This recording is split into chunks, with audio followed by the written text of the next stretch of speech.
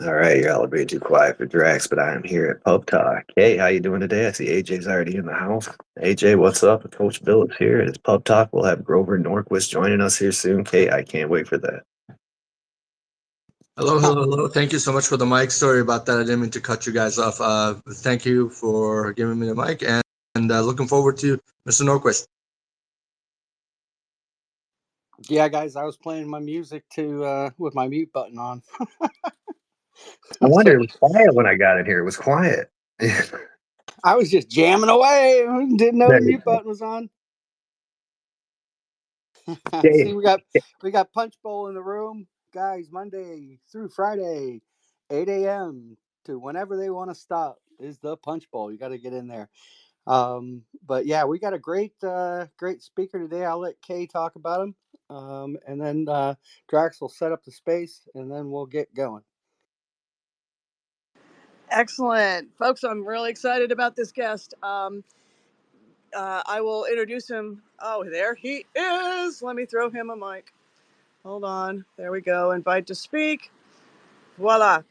Um, One of the first people I met in Washington, D.C., and was blessed to meet was one of my dear friends, still is. I'm ashamed to say how many years ago, but it was early 90s. And he is probably one of the most brilliant folks I've ever had the privilege to learn from, to learn what DC is all about, to learn how things work and don't. Um, he is not only brilliant, he's hilariously funny as well. He's president of Americans for Tax Reform, but that's only part of what he does. He's on the NRA board. He's been on the American Conservative Union board. He has a wide variety of interests and projects. We worked on the Ronald Reagan Legacy Project together, trying to name things around the world after Ronald Reagan.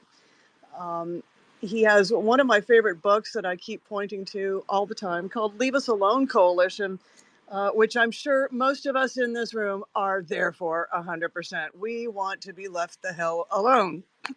Um, and he has some of the best explanations of how that works. And since President Trump was at the Detroit Economic Forum yesterday, and since we can hardly make heads nor tails of Comrade Kamala's economic policies, I thought it would be high time to have him on to talk about that, among other things, the state of play of the campaign, um, how the Leave Us Alone coalition is evolving, and all kinds of other things. Grover can answer probably pretty much on anything. So, Grover, welcome to Spaces. I don't know how many of these you've done, but it's great fun.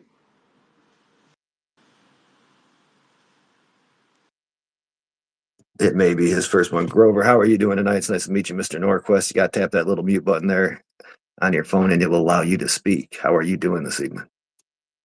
I see. Mic is on. How about that? That There you shows go. you I am. When I was saying this is my first time, that was just my way of proving it. Well, it's And now, great to have you here. Great to have you here. good to be with you. Well, Grover, we've been anticipating you all week. We do this Monday, Wednesday, Friday at 5 o'clock. Catch people driving home from work. I call it Pub Talk because we harken back to the time when you could just grab a beer with a friend and not have to agree on politics and religion and whatever, but still have a conversation, right?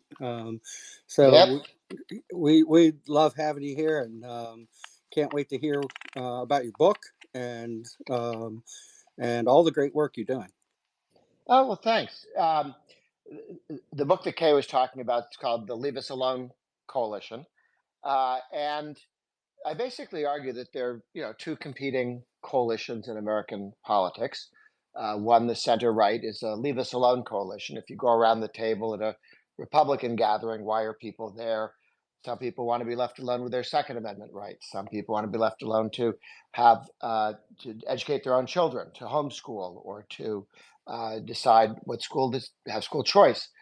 Some people are interested in religious liberty. The most important thing is passing on their faith to their children, and practicing their faith, whether it's Orthodox Jews, Muslims, Mormons, evangelical Protestants, Catholics. They want to be left alone in that zone. Businessmen and women, leave me alone to run my business. Don't knock about, or taxpayers, don't take my stuff. So around the table, everybody wants to be left alone on their vote moving issue, which means they can get along, because the guy who wants to go to church all day can look over at the guy who wants to make money all day and say, it's not how I run my life, but he doesn't get in the way of anything that's important to me. And they both look over at the guy who fondles his guns all day and say, not how we spend our time, but that's his stuff. And so it's a low maintenance coalition. And on the other team, it's a collection of folks who view the role of government as getting things for them. Trial lawyers, labor union leadership, big city political machines, the two branch wings of the dependency movement, people who are locked into welfare dependency, people who make $120,000 a year managing the dependency of others, making sure they don't get a job and become Republicans, all the various coercive utopians, the people who went to university for a very long time and know how to run your life better than you do. They invent and mandate the light bulbs that convince you have glaucoma and insist on the toilets that don't flush completely, those sorts of things. And that coalition requires constant refeeding of taxpayer dollars. And they view the proper role of government as taking things from some people and giving it to others. They are in conflict whenever taxes don't get increased enough, and they will then fight each other over who sits at the table. So those are the two competing coalitions. And if you want to know what the Republicans are going to do in Washington, just think of yourself sitting at that table and say, what are the people around the table going to insist on? And the same thing with the Democrats. Good points. Go ahead, Kay. How do you see it? How do you see it changing, Grover? I mean, I see a political realignment taking place, and with the four major Democrats, for example, Kennedy and Tulsi and Elon, coming over to join Donald Trump on the campaign trail, it seems like there are a lot of independent voters and an awful lot of former Democrats, look at the Walk Away campaign, coming over and not marching in lockstep. How do you see the coalition shifting, and what's going to happen there? Well, you go back 100 years. It's constantly shifting a little bit. For a long time, up until the presidency of Ronald Reagan, the two parties were regional. If you were somebody told you they were Republican, they were born north of the Mason-Dixon line. Southerners were born south of the Mason-Dixon line. People in Georgia were voting for George McGovern, even though they agreed with Ronald Reagan politically. They voted for George McGovern because Sherman had been mean to Atlanta recently.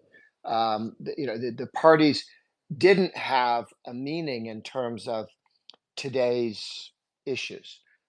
They were historic. People in Maine who were very, very left of center were Republicans because the guy at Gettysburg for the Union was from Maine, and so they were Republicans. They were with Lincoln. It's not a very good way to pick up teams if you're trying to run the most important country in the world.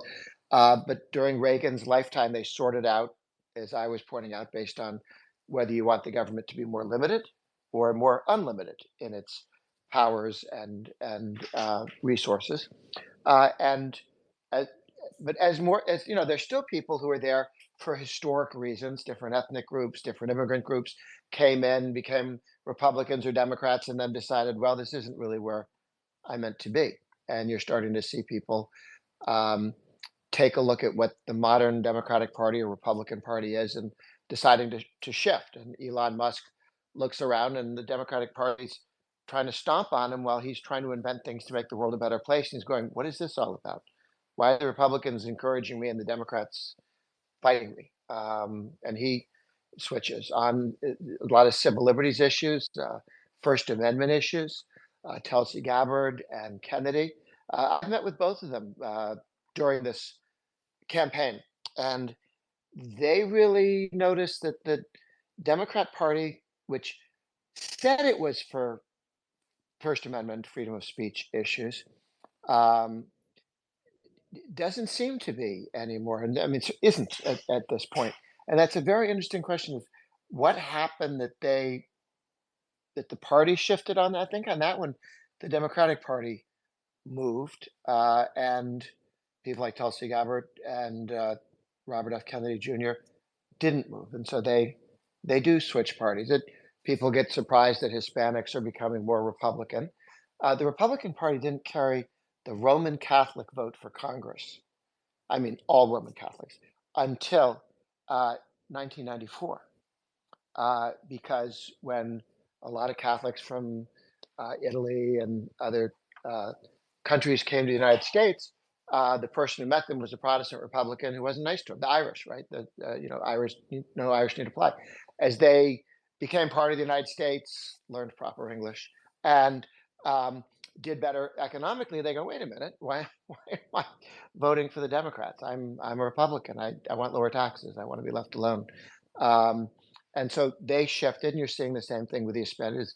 As Hispanics do better economically, as they learn English, or their kids learn English, and are part of the broader American fabric. Look around and go, I shouldn't be voting as if I was somebody on welfare. I should be voting as if I was somebody who's working. I vote Republican.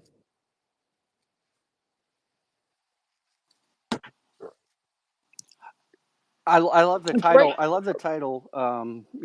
Leave me alone. It's a one good thing that I found personally in COVID was 6 foot distance. I'm an introvert, man. I like, I like being left alone. If everyone's going to stay in their houses and I can stay in mine, I was okay with that. I didn't like any of the rest of it, but what do you see the biggest challenge with the battle over taxes now? I personally don't like the proposal of unrealized capital gains that the Democrats seem to be pushing. What do you think about that one? Yes, this election has a bigger difference between the two presidential candidates and the two parties on the tax issue than has ever been articulated before. There have been elections where Obama planned to raise taxes, but he didn't talk about it. Okay, and he kind of denied it. He was only going to tax people in the top, 1%.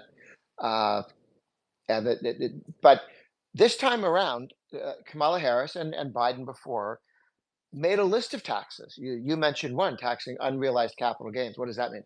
That means the capital gain, the value of your land goes up, your house goes up, your farm, your business, your 401k, your IRA, your savings for retirement go up in value, and the government says that's income. And you're going, what are you talking about? He says your 401k is bigger than it used to be, and now that's $20,000 bigger than it used to be. We want to tax the 20,000. He said, but I don't have the 20,000. I didn't sell my stock. I didn't sell my house. I didn't sell the farm. What are you talking about? Oh, that's an unrecognized or unrealized capital gain. I mean, it isn't a capital gain. It's nothing until I sell the farm, sell my 401k off. No, we're going to tax it. First of all, how in the world do you do that without knowing the value of everything in somebody's basement, the value of the gold in their teeth? You have to be so intrusive. It's one thing to say when we see you sell your house or sell stocks and bonds, we get tax some of that, but just that you have it, and then how much did it go up in value? When they do houses and farms and lands, they're guessing. People put things on the market thinking it's worth one thing. It turns out to be something completely different. We have a bunch of IRS agents telling you what your house is worth, what the land in back of your house is worth, um, things that you own, what they're worth. They're going to come through and take a look at the rugs you've got or artwork in your house, your collection of baseball cards. It's a ridiculous tax. It's an attempt at a tax on people's savings, their life savings. They used to do this in Europe. 12 countries had it in Europe. Now only 4 do. It was so bad the Europeans couldn't take it. Okay, and they want to impose that on us. And the 4 countries that still have it completely watered down. And France, it's like only land, and Spain, they haven't gotten rid of it because the very left, it's a left-wing government that got elected, and they didn't want to abolish it openly because that would kind of be like apologizing. So they just, reduced its damage a lot, kind of abolished it without abolishing it. So that's one that's been tested in the world and failed. And the Democrats say we like it. They've got a transition tax every time there's money changes. You write a check, money goes in and out of banks or whatever. The government's going to take a little piece of that. They think that's going to get $750 billion over a 10-year period. You can imagine how that slows down commerce and nickels and dimes you every time you transfer money from one place to another, maybe every Venmo, who knows exactly. They want to take the small business tax up to 39.9%. They want to take the capital gains tax higher than twice as high as China's. Take it up they want to take the corporate income tax up by 33% to where it's higher than China's. So when Americans try and compete with China, they find, hey, invest with us. And they say, why? I can invest in China. They only tax me half as much capital gains. Why would I put my money in America? Or you say, no, you buy stuff from an American company. I said, are you kidding? You guys are going to take 28% out of, and the Chinese, and maybe 15, maybe 25, but you guys are up at 28% on what you're taking out. Oh, I'm sorry, plus the 4% state taxes. So you're really talking about 32%. Just one after another. They do want another death tax. That's a good one. But the death tax, the second death tax, they want to capture all the inflation during your lifetime. Make sure they tax that before anything gets handed off to your kids. Gasoline taxes, taxes on energy, that's up there. And then they want to set up a global tax cartel with a 21% minimum tax rate so that we can never have lower taxes than France. That's not my idea of bright. So there's an excise tax on electricity, for crying out loud. That's what we need, more expensive electricity in America. More energy taxes. Oh, Medicare taxes. They want to, this is the lady running, Harris, she wants to have a tax on your wages, about 11% tax on your wages, that will go to Medicare for all, meaning they're going to make your present private insurance illegal. Obama used to say, if you like your insurance, your health care, you can keep it. Not these guys. No, you can't keep it. You will go to the post office to get your health care. The government will run it all. There will be no competition. And and they want to give it to everybody who's here illegally, give them citizenship and access, even though they just showed up and didn't pay anything in. They would get access to Medicare for all, which is now just a big would be turned into a welfare program. And that would be $2 trillion for the first 10 years. $2 trillion for healthcare for people who walked across the border illegally, who haven't necessarily worked a day in their life, and haven't paid in the way other people have for Medicare. So it is a huge collection of taxes. I worry I've left something out here. Oh, well, the IRS, they want to give the IRS $80 billion, remember, and they did give them at least $60 billion to start with. And those guys are going to go out and look at everything. They brag they're going to go after small businesses. They think that self-employed people, watch out, and they believe that small businesses, those are the guys who aren't paying enough and need to be looked into. So prepare to be audited. Prepare to be audited. Oh, Grover, that's a very bleak future. Only if they win. That's true. I noticed that Americans for Tax Reform released this week an immigration study. Can you tell us about that? Well, that's what I was mentioning. It's just a comment that if you combine Kamala Harris, who was the czar until she decided she wasn't, she was the czar of handling the border, and people were allowed to come in illegally and without any checking into who they were and what they did. And so if you were to give those people citizenship, as she plans to, it said so, and you passed her Medicare for all, It is trillions and trillions of dollars for everybody, but it's an additional $2 trillion just for people who came across the border illegally. Taxes and spending, $2 trillion. Oh, that's horrifying. It's expensive. Yes, without a doubt. Um, in terms of Kamala's decision to attack price gouging, giving price controls, what would that do? Well, she's come out for price controls. Most new ideas are stupid, which is why they're new. But some stupid ideas are very, very old. And wage controls and price controls are very, very old, bad ideas. You go back to Diocletian and the Roman Empire, and they were executing people because whenever there was a shortage of something, the price goes up. That's how you signal to the world, make more of this. We need more potatoes down here in Crete. We will pay more for potatoes. And prices are signals. They're not just, the prices and the value of something. They tell the world, should we be making more of this? Should we be making less of this? When prices go down, it's a way of saying, we don't really want this. So people stop lugging that around to try and sell it to you. And when you put price controls on housing, rent, you put price controls on rent. This was the comment by the socialist economist in Sweden. I mean, even left wing economists have realized that when you put price controls on rent controls on renting houses, people stop renting houses. They stop building buildings to rent, and the houses they have, they say, I'm not going to rent it, I'll keep it. We saw that work in the other direction when Milei, the new president in Argentina, got rid of the price controls on rental units, and the cost of rental units went down. Why? Because hundreds and thousands of rental units that nobody had been renting became available on the market. We had price controls on oil put in during the Nixon years. Thank you very much, Richard Nixon. That was not a wise move.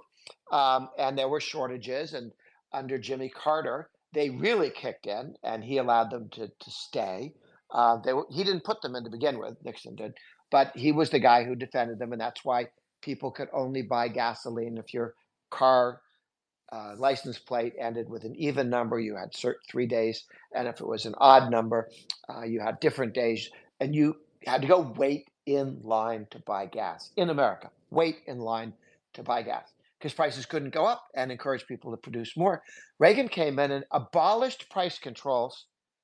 Ted Kennedy said that the price of gasoline would shoot up, it would double. It went down. Why? Because when you say to people, hey, oil is worth more, they go make more of it, or find it, I guess, and find the crude oil and make the good stuff for gasoline. This is the first things you learned in economics, and Kamala Harris doesn't understand 3,000 years of history of the failure of price controls. And it's not just that they don't work, it makes things worse for exactly the thing you claimed you were trying to fix. Oh, I'm sorry. I've got a book here I just found. 40 centuries of wage and price controls. They can document 4,000 years. I thought it was 3. It's 4. 4,000 years of stupid. Do you think, Grover, though, that it literally is that they don't know that it doesn't work, or that it actually is a Marxist incursion onto America? They're not that smart. Again, the socialist economists know this won't work. Now, when we say it won't work, we think that they say their goal is to get everybody less expensive housing, less expensive rental units. That they're lying about. They know that won't happen. Okay. I don't know what they're planning to have happen, but they're not foolish enough to think that. Look, if you lived in New York, you know that rent control in New York has not kept rents down. It has limited the number of people willing to rent you something. Exactly. Drax, I think you had a question for Grover that you wanted to ask. Yeah, Grover, it's great to meet you. You did Yeah. mention Richard Nixon recently. I'm going to tone it down. I mean, you go over so much; it's great. But so you were on the Nixon campaign, was it, when you were like 12? That's where you thought up this Republicans don't raise taxes, Yes, this is true. I got on a train and went into Boston right? to work at 12, uh, back when that was safe. And yeah, it's a 12-mile ride, but it was into Boston, and worked on the campaign. And it was after one of my teachers, social, social studies teacher, because we didn't do history, we did social studies. History sounds too something.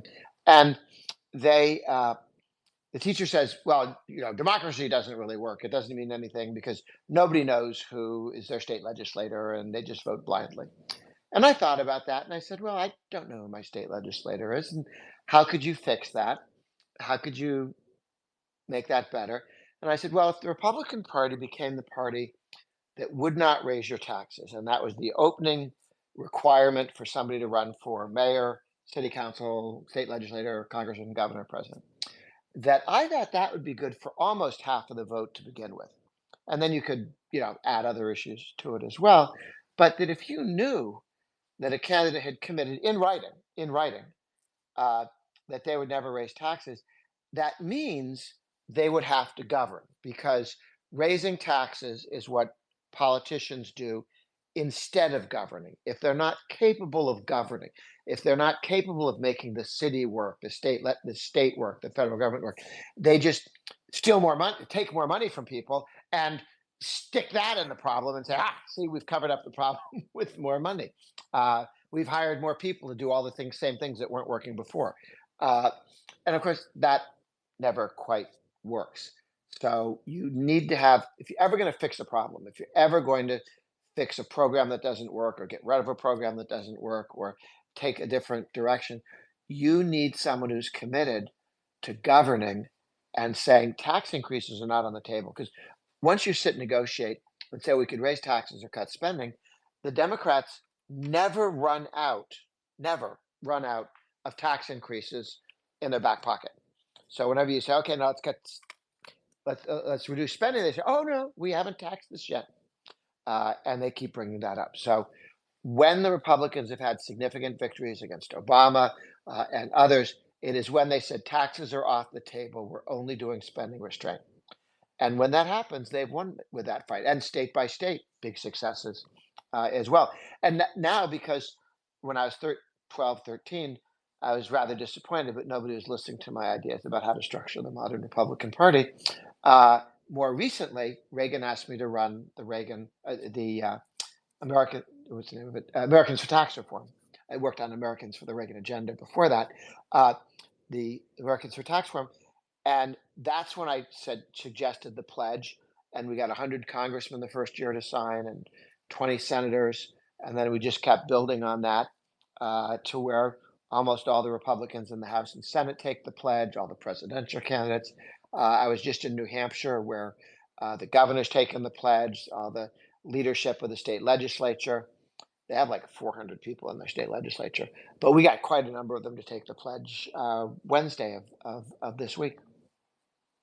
Nice. This pledge thing, I read about that too. You've been accused sometimes of holding people over the barrel, go over this kind of pledge, but you kind of have a rebuttal for that, saying it's not like you're doing it, but the American people are doing it. Yeah, the pledge is, these are people who say that. These are people who haven't read the pledge. The pledge is to the people, people of the United States and the state of. So if you're running for Senate, we used to say to the district, to the 21st district of New York, and we had a bozo who said, oh, but after redistricting, they moved me. I'm not in the 21st district. I'm in the 34th district now. So now my pledge doesn't matter. And we said, you've got to be kidding us. So we rewrote it. And so the pledge by a legislator, congressman, or senator are to the people of the state. And if you move, it's still good. The people haven't moved. That guy backed down. He was trying to be too clever by half. But that the commitment is to the American people. There was when we were fighting with Obama, and they decided the reason why Obama couldn't get a tax increase was the pledge was the problem. I said, no, the pledge isn't the problem. The pledge is the solution. and a majority of the Congress, all the Republicans, had said, we're not raising taxes. That's not happening. We've got to do spending restraint. And Obama kept coming back. Democrats and tax increases are like a teenage boy on a prom date. They keep asking for the same thing in different ways. And you've just got to say no, no, no. No, no, yes doesn't work. Oh, Grover, you crack me up. Part of your Leave Us Alone coalition, I think, come to life is the Wednesday meeting, not only in D.C., but also across the country. And I think still in several places around the world. Can you tell folks what the Wednesday meeting is about, its purpose? Sure. I put together the Wednesday meeting just as Clinton got elected.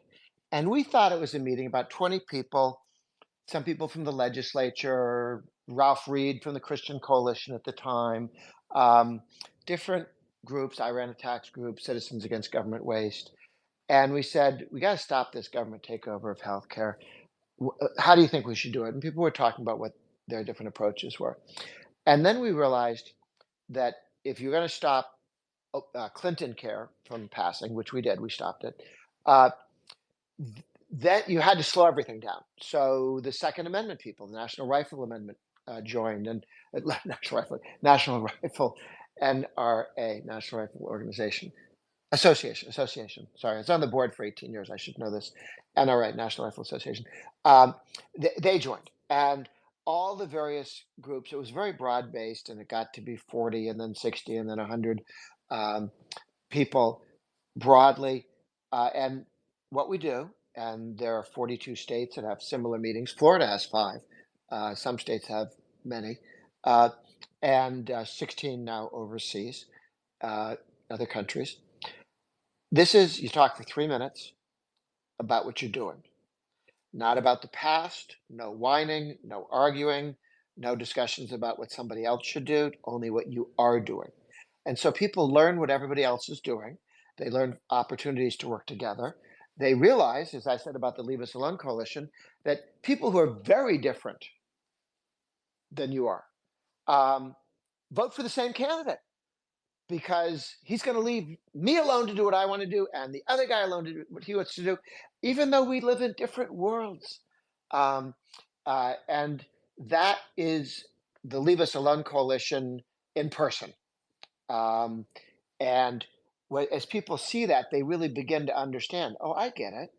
That's why that guy's my ally, because we both want to be left alone, even though it's on different topics in different zones.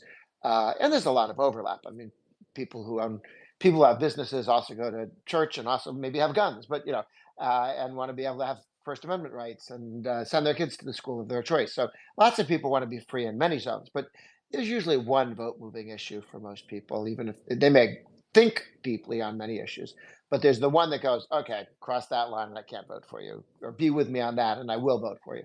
And as long as it's a Leave Us Alone issue, you're obviously a good candidate to be part of the Leave Us Alone Coalition. So those meetings have been going on since '93. Gosh, that gives us 30 years now. And it's been very, very helpful. We've done this overseas, and oh no, Grover, we don't have groups like that. And then we start looking for them, and the guy in Chile said, "Oh, Grover, there just aren't meetings like that." I said, "You want me to come down to do some political organizing?" I said, "I'll come, but I want to stay on stay Sunday, and I want to put together a meeting of every group you can find, okay? And then we'll see whether they think a meeting's a good idea."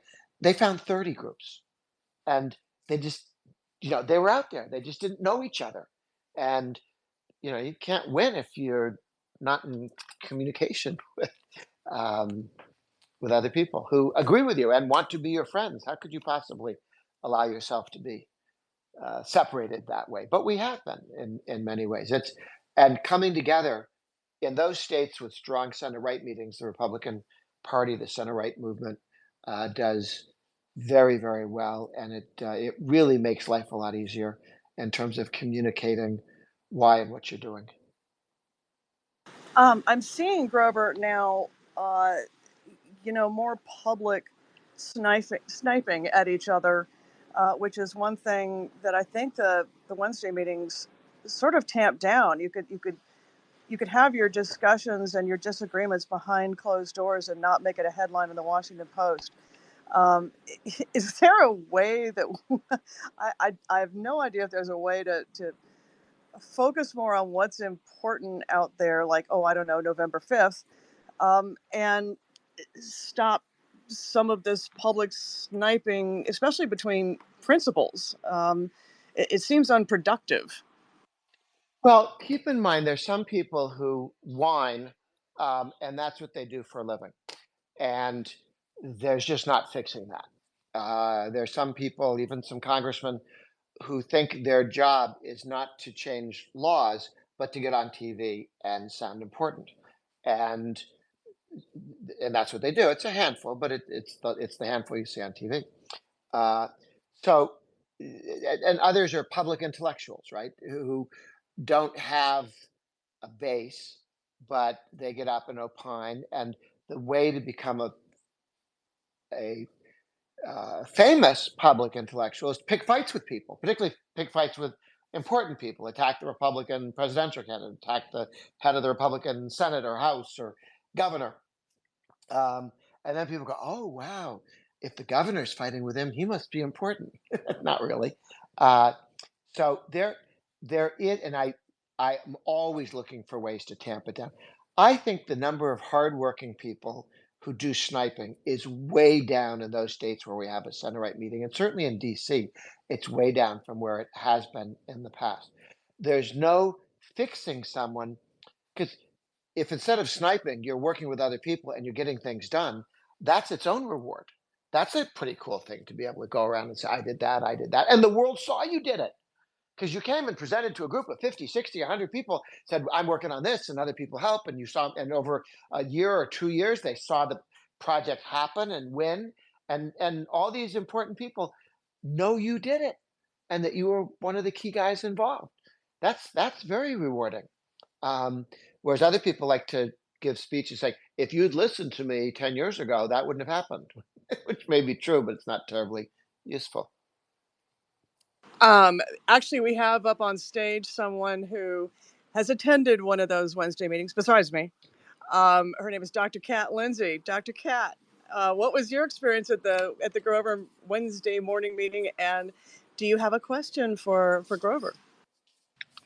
So we were invited to speak because at the time we were working with Chip Roy and Senator Cruz on HSA direct primary care bill, and one of my colleagues was speaking, but I was impressed by the giants in that room. At least, I'm definitely one of those fangirls when it comes to conservatives who are actually doing something. And like Mr. Norquist said, it was very fast-paced, no nonsense, and I think we need more of that in our country. So Thank thank you. you. Thank you Glad you for joined letting me us. be there. Yes. Yeah, that bill of yours is very important. Very, very key stuff. Oh, that's great. Let's see. Matt Youngblood, you've had your Hold hand on. up. I don't want you to Hold get hold carpal on. tunnel. Kay, hold Yeah. on. Hold on. Oh, Hold yeah. on. I do have a question from the audience, and I just want to reiterate to the folks, Grover is our guest speaker at this point. We normally do open mic, and we can talk about anything you want to talk about, but we want to maximize the time we have with Grover. So if you come up to the stage, you can grab a mic, come up to the stage, just raise your hand, and be on topic and brief with your question, and then mute yourself so you can hear the answer. So with that, let me ask, or it really wasn't a question as much as Southern Belle is one of our friends in North Carolina and has some connection issues, but she said you did a great job talking about all the taxes that Kamala would add. She wanted to add that, December 31st, all the tax cuts that we're currently enjoying from uh, Donald Trump when he was in office are ending. So that's another thing that would um, go away and harm us. And opposite of Kamala, like he's saying we're not going to tax tips. We're not going to tax. I think he just added credit card interest. He added a number of things where he's going the opposite route and saying we're going to cut your taxes, right? And then he's bringing on Elon to be the director of government efficiency to do what Melee did down in Argentina. So very, very good thing. So she wanted to add that. Grover, I don't know if you want to respond to any of that before we go down to other hands. Just very correct. In addition to all the tax increases that Kamala Harris wants, she wants to eliminate all the tax cuts that the Republicans passed. But because of the way they passed them, because of the rules with the reconciliation, you could only do it for 10 years. And so they will disappear in 2025. And that's a real challenge that we need to re-up those, continue them. And if we don't, that's a multi-billion-dollar increase from where taxes are today. Absolutely. That's going to hurt. So, Matt, what's your question for Grover? Thanks, Bill. Grover, let me ask you really two questions wrapped into one. I take it as a given that the Trump tax cuts will be made permanent if Trump gets back in office. But what else can we expect from a Trump administration as far as tax cuts go? Sure. If Trump is elected, we hold the Republican House and pick up the Senate. And the one that looks most for sure is that the Republicans will win the Senate. But also very likely we could have a Republican president and House. If you had all three, they would make all the Trump tax cuts permanent. Then they would, in addition to that, the president said he wants to take the corporate rate, which was brought down from 35% down to 21% in 2017, and he would take that further to 15%. And the reason for that is we found out, we looked at all the studies and then did it ourselves and found out the same, that when you cut the corporate income tax by 2 points, wages increased by 1. So when we took from 35 down to 21, 14% drop. In 2019, second year, we saw wages for the median income family of 4 increase by 6.8%, almost 7%, which is what the model was telling us. And that, in fact, was tremendous increase in wages. Why? The more capital per worker you have, the more people get paid. That's why farmers get paid more when they have tractors than when they had horses. There's more capital. Each person is more productive. Same thing when you get a bigger and better truck for truck drivers or for people who work on typewriters versus computers. Secretaries get paid more because they get so much more every day because more capital is available per worker. And that one is particularly important. President wants to end taxes on tips, which is a good tax. It's also a privacy issue. How in the world, tips are always kind of a private thing. Are you going to stand over people's shoulder and see how much cash somebody leaves on the table? You have to be very intrusive into somebody's life to go catch that money. And there are 13 million people who work on tips as part of what they do, and they appreciate it. But people who are 30, 40, 50, 60, 70, 80, they remember jobs they had where they work for tips. And I think they appreciate that as well. There's also an effort to get rid of the tax on the inflation inside capital gains. If you save money over a 20-year period, say the period when Biden was president, the 3 years where the value of all money declined by 20%. The value, your stocks went up in your 401k by 20%. Yeah, but they're not worth anything more during that period. That's just inflation. Well, what Kamala Harris wants to do is tax that inflation. And what the president wants to do, and almost was able to do it by executive order last time around, but is looking to do it this time, is to say, when you sell your house, if you sell a farm, if you sell stock, your life savings, you sell it, you run a little business with your spouse, and then you sell it. All of the inflation during that period for 20, 30, 40 years is not taxed. That's taken out, and you only tax real gains with capital gains. That, I think, is a very good. He almost did by executive order in the last presidency. The lawyers, I think, gave him some bad advice. He should have gone ahead and just said, "I'm doing it." That would have been within the law. but I think when he comes back, we'll either do it legislatively or by executive order. But he's talked about a number of different things. If something isn't right, the Democrats want to have subsidize it, and I think the better than subsidies is a tax cut. Great question, Matt. Before we go to conservative, I want Drax to reset the space. I'm Coach Bill. We're having a great time here with Grover Norquist, man, up here in Pub Talk tonight here in Twitterville. Make sure you guys please are sharing that space out to your friends, to your team rooms, anyone you can get out there to. We can make sure we get more people rallied up and up in here. Make sure you're quoting that post out. That's what we need the most, the quote post. You should be proud of yourself, but you can do even better. So make sure you're quoting that post out. I promise you, AK and Bill, Rex Marks and Spot and Twitterville, baby, we will repost your quote post, driving it up to the top of the timeline and get more people in here to round up some questions for Grover Norquist, our special guest here tonight. Like I said, make sure you are quoting that space out. We promise we'll repost those quote posts. We lost conservative, but I'm bringing him back up here so he can ask his question. Go ahead, conservative. I had to drop real quick. I couldn't hear anything. But anyways, I appreciate you, Bill, Drax, and Kay for having this space. This is awesome speaking to Mr. Norquist. And this is awesome. But anyways, I guess the first thing is, are you going to be a part of helping out Trump and maybe policy and stuff like that? And that was kind of my first question, because this is interesting conversation to have on what's going to happen with the tax cuts. And also, I think it was also he's also going to let us write off the interest on cars again. I think that was part of it. I'm not sure on that part of it. And oh gosh, I'm sorry, but I'm gonna have to drop a second. I'm wasn't prepared to ask my question, but I'll be right back. Thank you. Sorry. I am certainly a strong supporter of the president's tax agenda, both when he ran the last time and this time as well.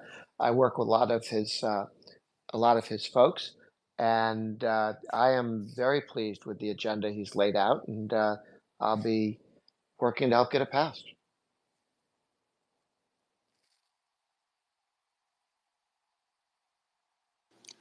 Kay, you there with us? I see our mic's open. She may need to be dropped and brought back up. This is the joy of spaces here, Grover. Okay. Sometimes people you lose your connection or you lose the audio, and just something we do to keep the thing going. But let me bring her back up. Drax, why don't you go ahead? I think you had some other questions as well. Hell, I'm gonna go on back. Yeah, we'll get them back up. Sometimes like playing musical chairs in here, Grover, but we get it around. It's like spaces are still stuck in black and white, but one day they will update us. I know they will. But Grover, going back to when you were young, you worked on Nixon. Which campaign was it? The first one? No. I was 1968, and I was helping, among other. 1968, I went into the office and helped in the office in Boston. 1972, I helped in my town, but also there was a fundraiser where Agnew came up, then the vice president, and did a fundraiser in Boston. This is when the Republican Party could do fundraisers in Boston. They must have had, 1,000 people at it. And they had security because the word was that the left had faked some tickets, and they were going to try and get bad people in to bust up the place. And so security is very tight. And they told us that no staff with long hair were going to be allowed to, no volunteers with long hair were going to be allowed to staff it. And I didn't quite have a ponytail, but I was pretty close. And yeah, 72. I grew it long enough for a ponytail when I was doing Merry Wives of Windsor, the play, because my school was too cheap to buy a wig. So they said, grow your hair a little bit longer. We can make that work. So they weren't going to let me go. And I said, okay, it's disappointing, but I got it. And then they changed their mind. So I was allowed to go be part of security with my long hair. Okay, so at first they told you long-haired, freaky people need not apply. Yes, just like that. Changed their Yeah, mind. yeah, they did. They changed their minds. What Nixon eventually resigned. You would have been young. What do you think of that? Like, no, it didn't have. Like, no, it didn't. No, he didn't. Or did you Well, think? What do you think about that? well, at the time, I came into conservative politics as an anti-communist, and so I knew Nixon's heroic position in supporting Whittaker Chambers and going exposing Alger Hiss as a Soviet agent at the highest level of the government, and what he'd done there. I thought his breaking China off from Russia, which he had planned to do in '60 if he'd won then, and he'd gotten Eisenhower to support him on it. Eisenhower was the hawk on China, um, and Nixon said, "No, if we break those two apart, it'll help."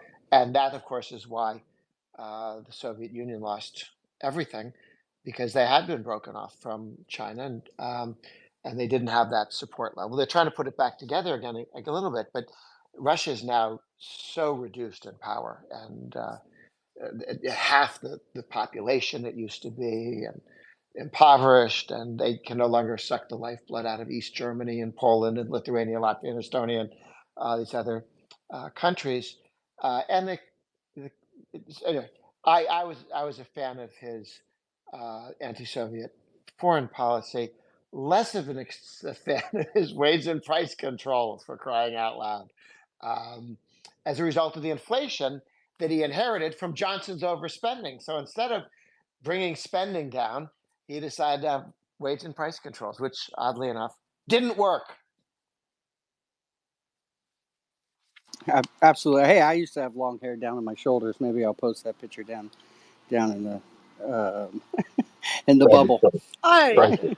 I I have my cannot picture imagine with Grover I have with the, my high school picture has me that way in a paisley shirt that I got because my father bought it and then said this is really much too ridiculous, but it's very expensive. So I had to wear it because it was expensive and they couldn't, I don't know, oh, toss it. Grover. I have to see pictures. I have to see. Yeah, I it's my cannot high school imagine. picture. It's my high school picture.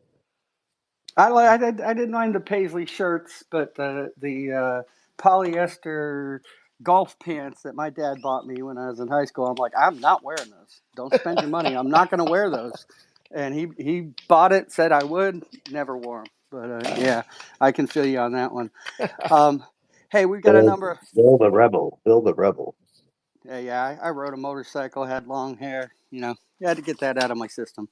Um, We've got a number of hands down there. I want to welcome some folks to the stage. Brian, Jer. I was on Kimmy's Space or listened to the recording, and Jer does a great Trump imitation. So I want to hear some of that. But Brian, what's your question for Grover? All right, and thanks so much for the mic a minute, Mr. Bill. Good to hear from you all. And Mr. Grover, very Yes. good to hear from you today. And I'll make this a very quick and fast question for you. Unfortunately, it's not going to be an easy answer, and I'm well prefer that. I would very well prefer that it's not a short answer. As I was reading through your bio here, I'm actually going to drop it in the purple pill for everyone. Excellent read, by the way. I was reading over it in here just now while I was listening to you talk about things. And if I might say just quickly, I'm not wasting your time at all, sir, but a thing that you said yourself, and I appreciate it so very much. If you don't mind hearing your own sentiments, I'm not in favor of abolishing the government. I just want to shrink it down to the size where we can drown it in the bathtub. I agree with you strongly. I remember when the blockchain thing went big time, boom, kind of spread out amongst the states when we had the government itself, just that little square section of DC on a blockchain. And we could open up our own companies and privately audit it from the outside, inside. And, those things changed quickly. But my question to you, Trump wants to bring back the miners and Trump wants to bring back merit I remember what happened with merit the first time they suggested it, and they brought forward affirmative action, which essentially cut off a certain kind, which particularly that was the uneducated, and it gave the diversity hires a way in. Now they're going to bring it back. Would you please tell me your thoughts surrounding that? Because he is in the Reform Party also, which I appreciate some. You deal a lot in tax reform, so tell me how is this reform going to help us if we go back to merit base and not necessarily, one of our high school statisticals among the nation is that out of 1,000 students that go into ninth grade, there won't be but about maybe 400 or a little more that graduate. So the uneducated person, merit-based works. I'm certain the reforms around tips, they wouldn't allow a person like me to work solely off tips and live my life. What I'm going to say, an uneducated person, and not be taxed in any way or that be harmed. Please, if you could elaborate on the merit-based system and that they would bring back, maybe. Yeah, I presume you're talking about companies hiring on merit rather than, and universities choosing students based on merit, not on racial discrimination, not on racial quotas. People should be hired because they're good at their job. They should go to, universities because they're capable of doing the work, and getting it done. And frankly, race-based hiring, like South Africa had, and what affirmative action does, is bad for everybody because you don't know when you're sitting across from somebody whether they got hired because they were the best guy or they got hired because they fit some identity slot, and it hurts the very people they claim to be helping. And here's the other thing: it's constitutional. There is nothing in the Constitution that allows government or government-funded agencies to discriminate based on race or country of origin. I think staying within the Constitution is always a pretty good idea. Great question, Brian. I always love your voice as well. Okay, I want to get to AJ's part of our team. Then we'll go to Jer, back up to conservative, and then we got a couple others up on stage. Go ahead, AJ. Thank you so much, Bill. Mr. Norquist, it's a pleasure, sir. I have a question, and that is, what I've been listening to economists from all over the world while doing my undergrad studies and so forth. And one narrative I always come across, or description, I should say, that I always come across is that taxation is an art, and this art has to be executed in such a way that if the taxed populace is a goose, you have to pluck this goose in a way that goose should still be able to live as a goose at 100% of the rate while you still get your feathers. That's why it is so finicky. If you overdo it, you end up with a living goose that can't live anymore, so you are obligated to kill it. Now, based on that description, what I see happening with the tax discussions that are taking place, in addition to the illegal immigration that's taking place, I believe that this is a deliberate act to kill the initial actual goose, which is the American people, by plucking them to death and then having to have the obligation to kill them in more ways than one. Then replace it with the illegal immigrants and the other populace that are being basically poured into the country that have absolutely no understanding or education on the American way of life, which is life, liberty, and pursuit of happiness. And they think that government gives rather than, how it is here in the United States, where we have the Constitution telling the government what it can and cannot do. So I see this unfolding phase by phase right before my eyes. If I may confide in your expertise, where am I wrong in this, if am I? And thank you so much. Well, you have, with the modern Republican Party, starting with Reagan, a party that focuses on economic growth. And for that, you need low marginal tax rates. When you have lower taxes, the economy grows, and the government actually gets more money than it had before because the entire economy is larger. They get a smaller percentage of the economy, but more money than they had before. All marginal tax rates cuts pay for themselves over time. It's a question of how long it takes to do that. But the corporate income tax that was cut 2017 by Trump and the Republicans, today they were supposed to be down like about $300 billion from as they were predicting out. Anyway, we're at $400 billion more from corporate income taxes than they predicted would be because of the tax cut. Why? Because taking 21% of a bigger number is better than 35% of a smaller number. So yes, the rate was less, but $2 trillion that we saw came flowing back into the country in investment. That's from overseas corporate earnings of the past, never mind the modern ones, the more recent ones that also were left in the hands of people to invest it. So tax cuts are the way to have growth. Growth is the way to let all people do better.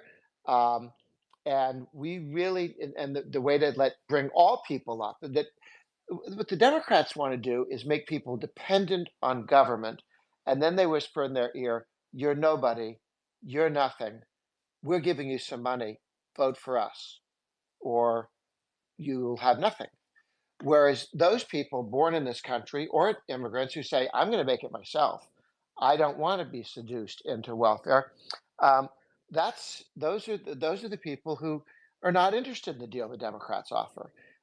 Most of the people who the Democrats damage with their welfare were actually born here, but they certainly do it to immigrants. You saw when some people came across the border illegally, the administration was handing them money and registering them to vote and telling them this is the Democrats giving you this money.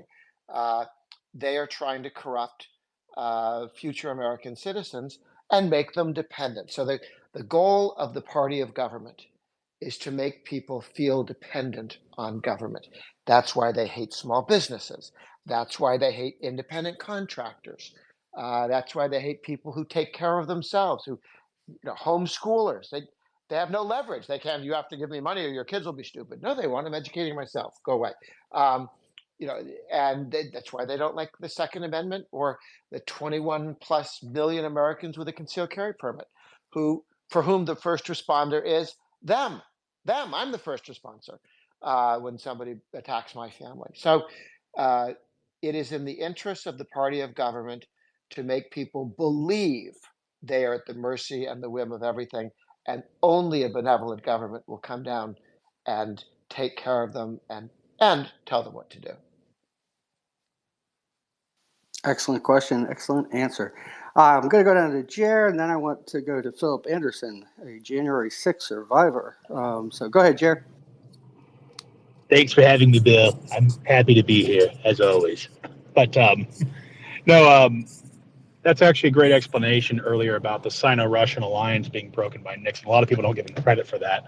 But yeah, I had two questions for you there, Grover, and it's specifically concerning Nixon, because I don't know very many people who worked for the Nixon campaign. But what were your thoughts about how the media kind of passed this specifically with Watergate to a junior freshman journalist out of nowhere? And because I always thought that was very bizarre that when you have a scandal of that magnitude and you hand it off to a freshman new bench warmer to a publication, and how much they focused in on that. I'm not trying to what's the word here, to use exacerbated language or to be over the top of it, but it felt a lot like when I read back on the Watergate scandal, the nature of what happened and how the media was really going out of their way to try to get this information, that it was almost like there was a coup because of how overwhelming Nixon's election was, how many? I think he won 49 of the states, if I remember correctly. I mean, you can correct me if I'm wrong on that. But yeah, he won. That's what was it? Well, Reagan won 49. Nixon won just about everything. Yeah, I Did he thought run so. Don't think he won Massachusetts. I forget exactly how many got in 72, but he won 60-40. It was a landslide. Yeah, and so that was the first question: is what your thoughts were about that. And the second question that I had was concerning right now, because I work at a university, so I'm stuck in DEI land, and we're already seeing the consequences of that with our research staff being completely clueless that we're hiring, and also the students that we're putting in our programs who don't know their rear end from a hole in the ground. But what are your thoughts concerning, because to me this seems a lot like a form of subversion that Yuri Bezmenov talked at length about how you subvert a civilization by destroying their cultural norms, destroying merit, essentially, when you were talking about that earlier. Because this often feels a lot like this was something that was perpetuated in the 1960s in academia, is what it really looks like from where I'm standing, Yeah. where this really, really took off. And that was my second sort of vague question: is what are your thoughts about the origins of this in academia? You can do a lot of stupid things in academia because there's no profit motive. There's no, you waste money. It doesn't belong to anybody money. It's foundation money. It's government grant money. It's money given to you by a bunch of rich people who are now dead. And so universities are the first to be corrupted by things that would not work in a factory. You could hire somebody as an economist who doesn't understand economics. You could hire somebody to be a French, literature expert who couldn't speak French, and the world doesn't end. And nobody has to get fired. It doesn't work that way in most free market situations. But when you talk about the scandal that took down Nixon, the attempts at creating scandals, even before Trump got elected, they announced he'd been colluding with the Russians, even though they knew that was fake, and they were pushing it when they knew it was fake.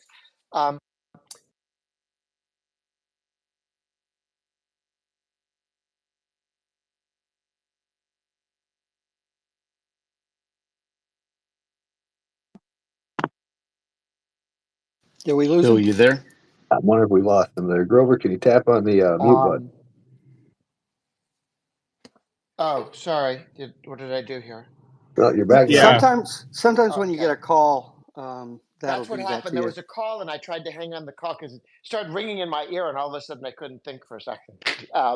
But the right thing to do is to hang up on that person, but then to unmute yourself. Yep, you did. Okay. You did perfect. I did it right. Okay, goody. Thank you. That's Mark Joseph, the guy who did the Reagan movie. Was calling, so I'll call back and see how.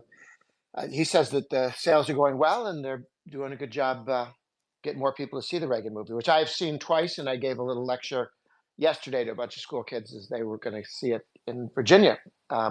Do watch the Reagan movie; it is good, and if you lived through it, you want to see it because it's really good. And if you've got kids or friends who didn't, they need to see it so they can be reminded how amazing Reagan was on so many different scores. What do you know what that's playing on? Is that Netflix or probably not Not Netflix? yet, not yet. We're a week or two away from having it go online and available to download at home. It's still at 400 theaters around the country. But the way they work these things, they run it in the theaters until it peters out, and then they have a series of contracts with different people, and that movies are now making twice as much on pay-per-view equivalents as they do in the theaters, and you can sort of, and that there are bunches of people who, oh, that's movie's out, yeah. Tell me when it's available on pay-per-view. I'm not getting off my couch. I'm not driving into the center of town, and so people, it's a new way of the finances are completely different than they were, generations ago. When Yeah, it was at the theater and when it left the theater, it was done. Yeah, the you can theater. get many more people and charge less and make more money. So it's definitely Yes, And you can see it at home, and you don't have to pay $1 jillion for popcorn, and you can have your Yeah. own big Diet Cokes all by yourself for less. On the observation, the attempt to go after people with scandals. Remember when Reagan was elected, they claimed that the Iranians had helped elect him. Can you imagine the Iranians who'd been kicking Jimmy Carter across the globe, mocking him because kidnapping some of the Americans' State Department people and so on. They really wanted the guy who was going to rebuild the military. Now, for attempted conspiracy theories, that's about as dumb as they get. But it was what they were selling for a year or more, and the New York Times led the fight, not some crank. The New York Times editorial page. Then when Bush won in 2020, then you didn't really win in Florida, and they went down, and the Democrats tried to cancel all of the military overseas ballots, even before they were opened. They said, nope, they should all be canceled. The party that says that all votes should count, they knew darn well that the military vote was not going for their candidate. And so they wanted them all killed. And they fought that. It went on for a year before the New York Times admitted that, the vote was exactly the vote, and it wasn't stolen. And that's when people said that Bush was selected, not elected. So the fact that they also went after Trump should not surprise us. I just think we have to recognize from 1932 on until 1994, that 62-year period, the Republicans won control of Congress twice, 2 years under Truman, 2 years under Eisenhower. So for 62 years, the Republicans had 4 years where they controlled Congress, and Congress runs the country. Presidents have scandals, they start wars, they can veto things and slow them down, but they don't get to do anything. Congress passes the laws, they raise taxes, they cut taxes. Congress declares war. And the Senate says okay to what the president wants on the Supreme Court. So they ran the country, the Democrats ran the country for 62 years with only 4 years of interruption. When the Republicans won the House and the Senate, because that was the year that 96% of Republicans signed the pledge never to raise taxes and have kept it since 94, the Republican Party has been, we're the party that will not raise your taxes. We may invade small countries we can't pronounce, but we're not going to raise your taxes. And half the time the Republicans won Congress, not 4 out of 62 years, half the time, 50%. The Democrats are just falling apart. They thought when Nixon won in the landslide that the southern states might become more Republican. Took longer than everybody thought. Maybe Watergate slowed that movement down. But they thought they were going to lose control of everything. So they had to do anything and everything to take Nixon out. And they're looking at it now with organized labor. Only 7% of the private sector is unionized, 7%. Only 5% of the people in unions ever voted for that union. Most people join a company. Hi, this is General Motors. We're unionized, so you have to pay up. Well, I didn't vote for anything. Doesn't matter. Somebody did 50, 100 years ago. They voted. 5% of people in unions voted for that union. This is a completely non-democratic project here. And this is where the D's feel they're about to lose everything. They used to run things out of the Supreme Court with left-wing judges. Nixon's in, we don't care, we have left-wing judges, we do what we want. Reagan was in, they still had left-wing judges, they would strike down things he wanted to do. And now they're looking at losing control. So they are going to go and have and will go crazy with anything and everything they can to stop from losing control. And they've already lost control of Congress. They don't run Congress all the time. They get it half the time. And they could lose both houses this time as well. So they are very scared that they could be out of power for a generation, just as they were when Nixon won that landslide, and they said, this has got to be stopped by any means necessary. Okay, just as a minor addendum to that, and I'll move on to let somebody else take the mic. But do you think that the law enforcement agencies were also on board with that? We got to stop this conservative landslide kind of movement, because I really feel like law enforcement agencies, that was the lesson of Nixon, is never show loyalty to your underlings that you haven't pre-selected, because they'll betray you, kind of thing. It seems like, because every president after him, except for Trump, they always replace whoever's running law enforcement when they come in.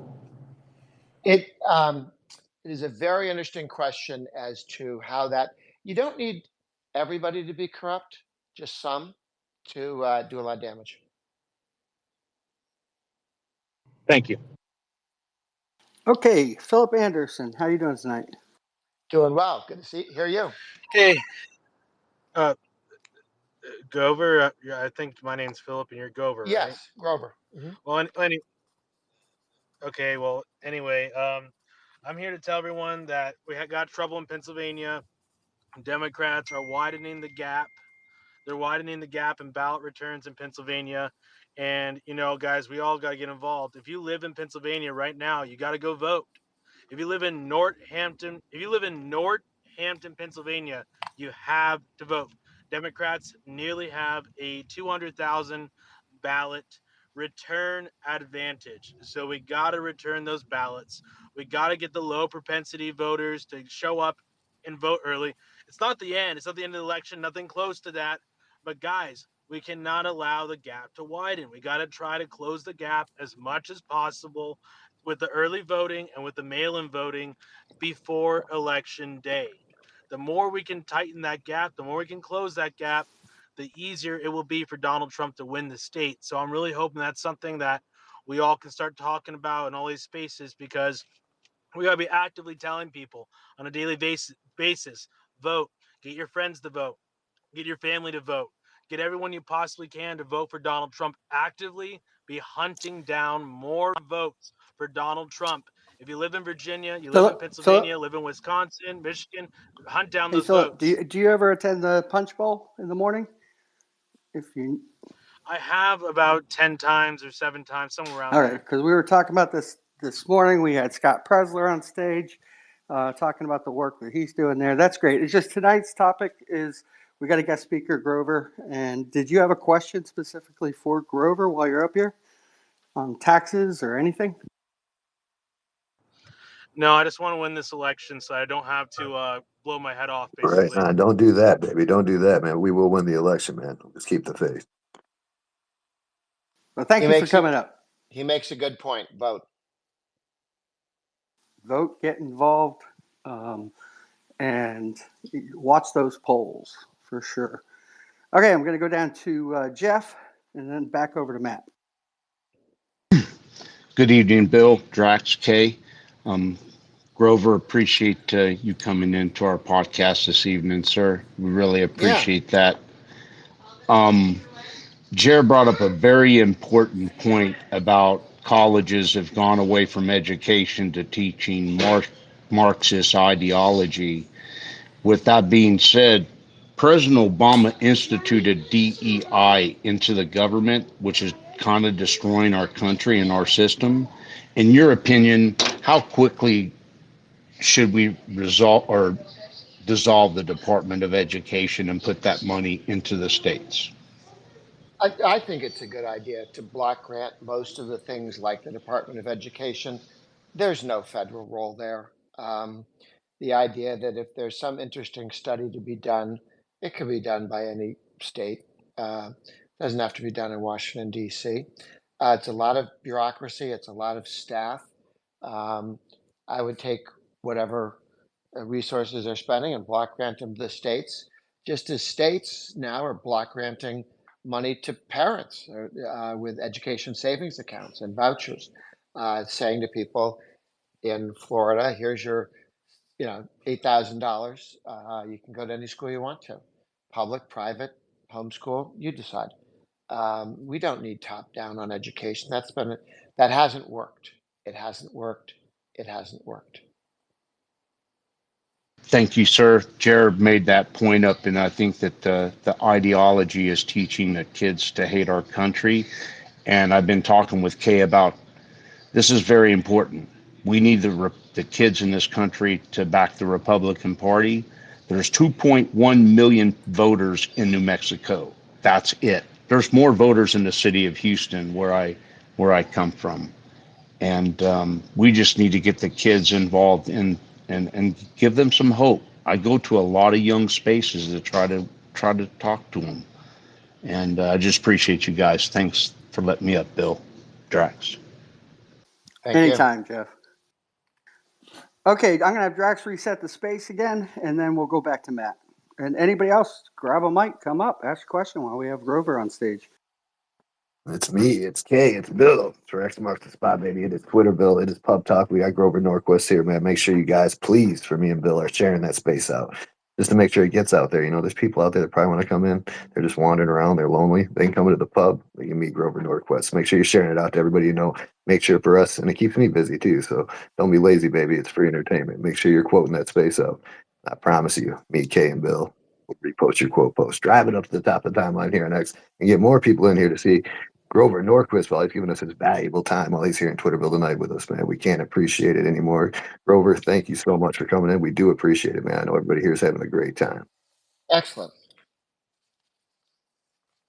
Okay, Matt, go right ahead. Thanks for the mic again, Bill. Always enjoy being in your spaces, brother.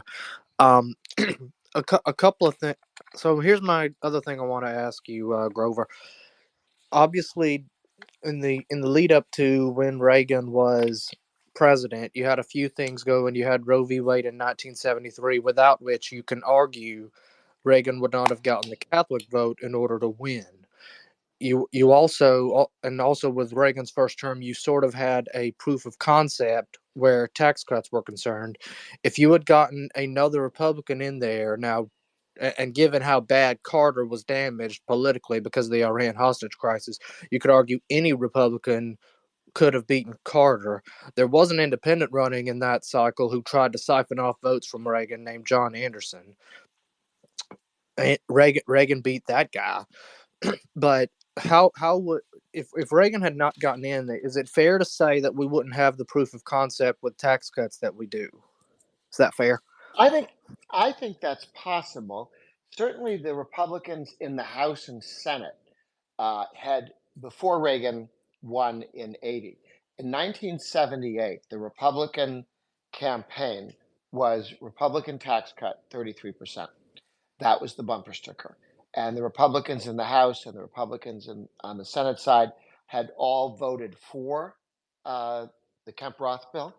They had voted to cut the capital gains tax in half, and the Democrats had actually agreed on that part. That's how desperate they were to keep the economy from completely falling apart. Well, they had to run for reelection.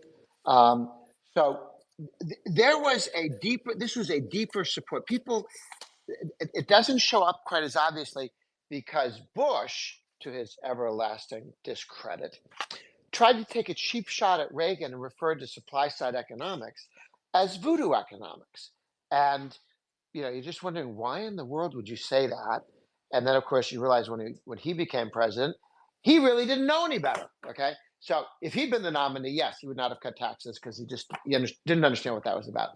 But all the other Republicans in the Congress were much further along. We carried every Republican vote when Reagan said, "Let's cut taxes by a third." So it's an interesting one. In the same way, when Trump won, he had almost complete support with all the Republicans in the House and Senate as well, because they also had decided that they wanted to cut the corporate income tax dramatically. And now, in terms of maintaining the lower rates and the lower taxes of the Trump 2017 tax cut, all the Republicans in the House and Senate are committed to that. So it's a party-wide support. But if Reagan hadn't won, if a different president were there, it took a lot of work to get that across the finish line because you had to get 60 votes in the Senate from the Democrats to not kill it. So that was important, and we didn't own the Senate. We had a majority in the Senate, but not not 60, and we were in a minority in the House. So we had to get Democrat votes against the Democrat opposition. So it was a tough thing that Reagan did. So even another Republican president who said, "Yeah, technically I'm for it," would it have happened? Maybe not. We didn't have to win the Cold War. That was not promised to anybody. Reagan did that. Amen. Gold Rush, behave. Here we go. If you have a question for Grover, I do actually. behave. Yeah, I do. Yeah, no, you always behave. Mr. Norquist, thank you for taking my question. I understand your stance. I've looked at your timeline, and I know that you're for tax reform, and generally that means cutting taxes, and I understand that that's kind of your platform. But I do want to ask, is there any segment or any loophole that you would like to see closed? Any segment of the population that you feel is not paying their fair share? And I know that kind of goes against uh, your general talking points, but I was just curious if I could take you the other direction, because I'm sure you have opinions in that regard. Yes. First of all, I would never support, and the congressmen who take the pledge say would never support a bill that raised taxes in general. So I would not get rid of a lousy tax credit standalone, because that would be a tax increase. The good news is there are some tax credits that were politically driven, tax credits for wind power, which doesn't make sense without the subsidies, and solar power, and the electric vehicles. And when you make those tax credits refundable, then it's just spending, right? So the Democrats have done a lot of so-called tax cuts. They'll call them tax cuts, but what they really are is the IRS writing you a check. When you have a refundable tax credit, but you didn't owe any money in the first place, you didn't pay any taxes, so there's no tax credit to give back to you because you didn't send anything in. I believe that, and there's a decision by the Republicans, they're looking to eliminate a lot of the tax credits that are massive corporate subsidies for green energy, driven by the Democrats over the last years, passed with just Democratic votes. It's about $1 trillion worth of tax credits for electric cars. Some people like electric cars, but if you have to pay people $1 trillion to buy electric cars, you're probably selling electric cars to people who really aren't willing to pay for an electric car. They just like the extra cash. So yeah, I think as we cut taxes more, you could reduce a lot of taxes on people at the same time that you got rid of the tax credit for electric vehicles, and that would kill two birds with one stone. A spending bill, which calls itself a tax cut, being reduced, and a real live tax cut to have more economic growth. Great I love question it. there. Thank you. Okay, you did me proud. Annie Kami, go right ahead. Hi, Bill. Hope you guys are well. Um, so I was at the Trump meeting yesterday. It was good. He was saying that to get Kamala Harris wants 0 cars with gas made as soon as she wins. And it's going to cost $1 trillion because you would have to change the whole infrastructure of the United States because the weight of the electric trucks the bridges can't handle it. So that's what he was saying. That's interesting. I don't know They if you also guys heard that. they blow up and cause fires when they get hit with salt water, which is Oh, yeah, he said that too. He said quite a few things. He said they can't carry as much in them because the battery's so large. I just learned a lot from this meetup. And he said that also, he said that the bridges won't be able to handle the weight, any of the bridges in the United States, because they're a lot heavier because of their that's batteries. interesting. Yeah. And he said it costs, which is true, an average car in America right now is $1,000. So he will remove all the interest rates on your cars will be tax deductible when he wins. Uh, He also said yeah, that. unraveling all the nonsense from trying to create the quote unquote green economy to force, well, when you have all these subsidies create monopoly rents. Monopoly rents create corruption. When the government decides who the winners and the losers are. It's the old saying, when the politicians decide what's bought and sold and at what prices, the first thing bought and sold are politicians. Nobody bribes people if the government's small enough. Good point. Jer, so you had your hand up again. Thanks. So yeah, I agree too.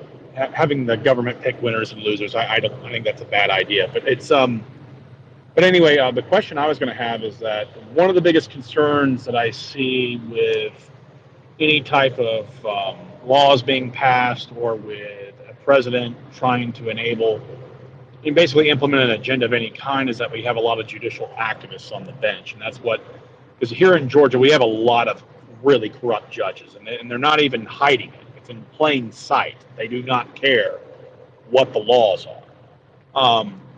What do you think that Donald Trump and the Republican Party need to do to enact basically impeaching bad judges or going through like the Judicial Qualifications Committee and getting these judges disbarred at least? Because I'm not knowledgeable enough about how to deal with crooked judges because they you look at how Justice Roberts decided to reinterpret and even practically rewrite the Obamacare law to fit his interpretation of the ruling. You know, that right there, he pretty much anointed himself as king of America in that moment, as far as I was concerned.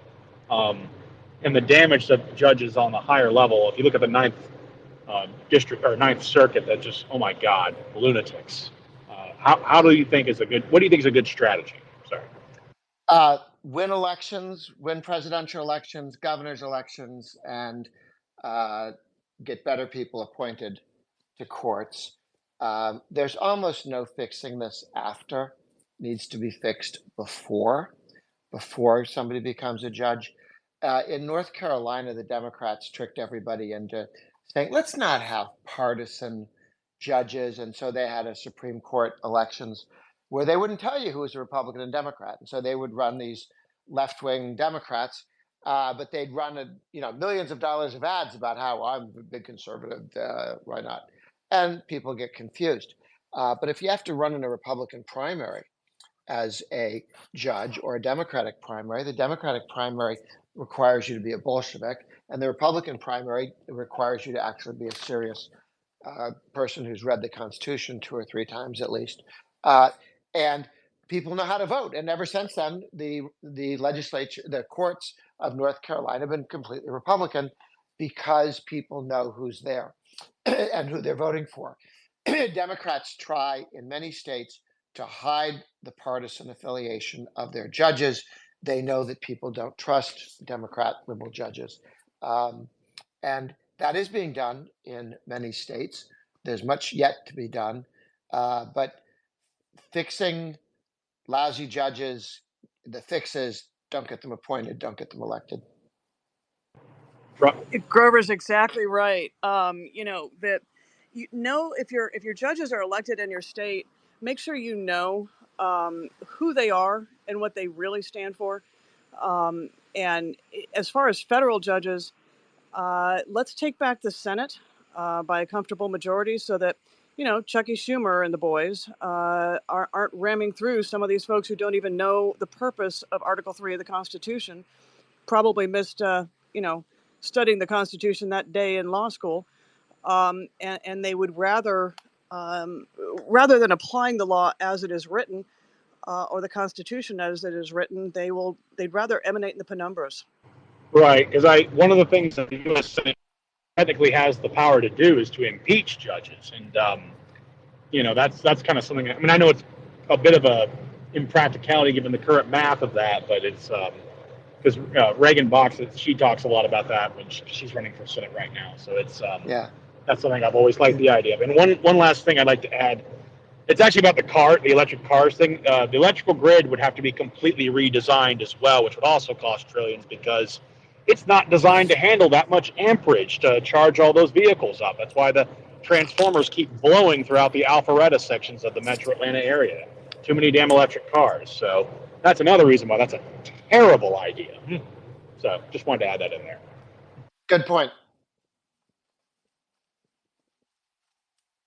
All right, Grover, how much time do you have to spend with us? I don't want to I need to run you turn into past a dinner or pumpkin in anything. about. I need to turn into pumpkin in about 10 minutes.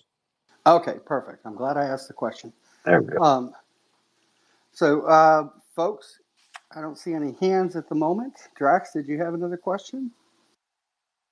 Heck, I'm gonna go I, for it. I've seen you were into vaping some time ago. You supported the vaping. I saw you. I didn't get a chance to look at it. I seen a picture where you were hitting a vape. Are you done with that, Grover? Did you get over that? Two things. I am not a vapor. I am an advocate that people should be able to make their own decisions. And the effort by some to tax vaping to force people back to cigarettes, I think is a bad idea. And the number of people who've moved from cigarettes to vaping is, I don't know, 13 million people, something like that line. It's a big number. And it's taken the numbers down, and including youth smoking as well. So I think it's a big improvement over people smoking, and it's not just vaping. There's also Zyn, uh, which is tobacco pouches. Not tobacco. It's not tobacco. It's nicotine pouches, which you don't have to spit out. And that also has millions and millions of people who've shifted to that. So we can solve some of these problems without the government telling people what to do. I'm not crazy about taxing cigarette smokers. It's your decision to do what you want to do. But giving people better options, like letting Zim and nicotine pouches and nicotine patches and vaping as an alternative is tremendously increased. The British Royal Healthcare or whatever they do, the Royal Scientific people, they say it's 95% less dangerous, more better for you than cigarette smoking, and it certainly gets rid of all the problems with your lungs. It doesn't, because you're inhaling water vapor, not something with 3,000 different chemicals in it. So it's a fun, and they helped elect a Republican senator in Wisconsin. Mr. Johnson won because of his support for vaping. Several congressmen and the Democrats have been defeated who wanted to regulate or tax vaping, as well as state legislators. So it is a powerful political issue. And I know the president was shown the numbers that here are the number of vapors in the 10 key states, and here's your margin in those 10 states. And there are 10 times as many vapors as there are the margin that you won or lost by in the last election. And he looked at that and said, we're going to leave people alone. Yeah, we were talking about that this morning on the Punch Bowl, the sin taxes. And I know you hit gas and a lot of these other ones earlier, but trying to regulate people's behavior, and they do that in the blue states, right? If you live in Massachusetts, you're going to pay a lot more for cigarettes, alcohol, than if you just go right over the border to New Hampshire. So, yeah. Well, and there's no end to sin taxes. And Europe and around the world, they used to tax people of the wrong religion. You can be a wrong religion person, you just have to pay a tax. So we really ought not to be telling people what church, synagogue, or mosque to go to, or what to put in your body. It's up to you. Encourage people to make good decisions, but that's not the government's job. It just isn't, because they get so much of this stuff wrong anyway. Why would we trust their judgment on some of this stuff? Yeah, God forbid they become vegans, and then we're all Yes, screwed. yes. Then for crying, they're talking about having us eat bugs. What is this? Why do I hear what they start murmuring about something 10 years later it becomes mandatory? I'm concerned Yeah. about this eating bugs thing. Yes. I worked in the FDA regulated environment as a consultant for IBM, and there used to be rules that you could only, and I found it horrific. You can only have so many bugs in your food product, right? Mm-hmm. Or you get penalized. And now it's like, get rid of the food product, eat bugs. So it is insane. Yeah, it's extra protein, for crying out loud. Yep. So Lisa Lusk is up here. That'll be the last question, then we can let you go grab some dinner. Yeah, well, thank you. I actually may have a final question for Grover after Lisa. Oh, that's fine. That's fine. Hi, Bill. Thanks for having me. If you hear a little background, Actually, we hear nothing. I hear no background. Okay, well, great. I have Turn a something puppy on. We running can hear around it. here. Okay. My question is, we had a company named Summit Carbon Solutions come through wanting to lease farmland for carbon capture. And I am wondering what Mr. Nordquist's opinion is on if that will still be something that'll be on the table, because I think they were getting an extra tax break from the federal government to do this. And I'm wondering if that's going to get squashed if we get Trump in office. Thank you. I am not familiar with that particular tax credit or tax subsidy that may be there. It makes sense that if they were trying to promote something, if it paid to do it without a subsidy, it would just be happening. You wouldn't need the government to be involved in urging people to do something. So I don't know the answer to that question. It's a good question. Grover, I've actually got a two-parter for you. Okay. One would be folks who might be surprised that you actually attended Burning Man. And if you, I want to know how you liked it, if you had an interesting experience. Second, what can you, like, sort of a summation of the importance of this election, what people can do, what's most productive and helpful? Okay. First of all, Burning Man is 75,000 people show up in the desert and create a city for 9 days. It's going on for about 30 years now. And I've been going for 10 or 12, and I'm a big fan. It's great fun. And there's lots of music, and there's lots of artwork, and friends that you see once a year. Uh, I would encourage everyone to try it once. You may fall in love with it. You may decide, glad I did that once. I did parachuting once. I said, okay, done. Glad I did it. Don't need to do it again. You may have that attitude towards Burning Man, but it's also anything you want it to be. Sometimes people, the pictures you tend to get are people who forgot to wear all their clothes that day, or who wear huge boa, fancy clothes and stuff. That's a small percentage of the population, but they're the ones people take the pictures of. So drop by Burning Man. It's great fun. And I did a piece in the Guardian. If you want a longer essay on what I think it all means and why I thought it was useful, the Guardian had a piece by me, Grover Norquist, in the Guardian on Burning Man, with an awful picture of me. It's a cartoon. I don't look like that, but otherwise, it's a good piece. And as to this election, vote. Get your children to vote. Get your relatives to vote. Offer to drive somebody down. Offer to make sure remind people if they did order a ballot that they should make sure to get it and get it voted in. We just need to remind, if everybody that we talk to voted, we'll win. But we need to keep reminding people. And Grover, Absolutely. what's your website? What would you Sure. like to point people to? Sure. Website for Americans for Tax Reform is atr.org, atr.org. If you're a candidate or know a candidate who'd like to sign the pledge, you can go on and look for the Taxpayer Protection Pledge there. Search for that, and the pledge is there for both congressmen, senators, presidents, and governors. And take a look. We will get you information on taxes. If you text Biden, the word Biden, to 50446. Text the word Biden to 50446. We'll send you out every week or so a note on what's happening on taxes. What are the threatened tax increases? Where are we cutting taxes? What's going on? No fundraising, just information that goes out. And we keep track. Kamalanomics.org is another website we put together. If you just want to know the tax increases that Kamala plans to put on you, all of the videos of her explaining who she was going to tax, how much, all of the statements that they've had, so you can see in her own words the taxes she plans to raise on you and your family.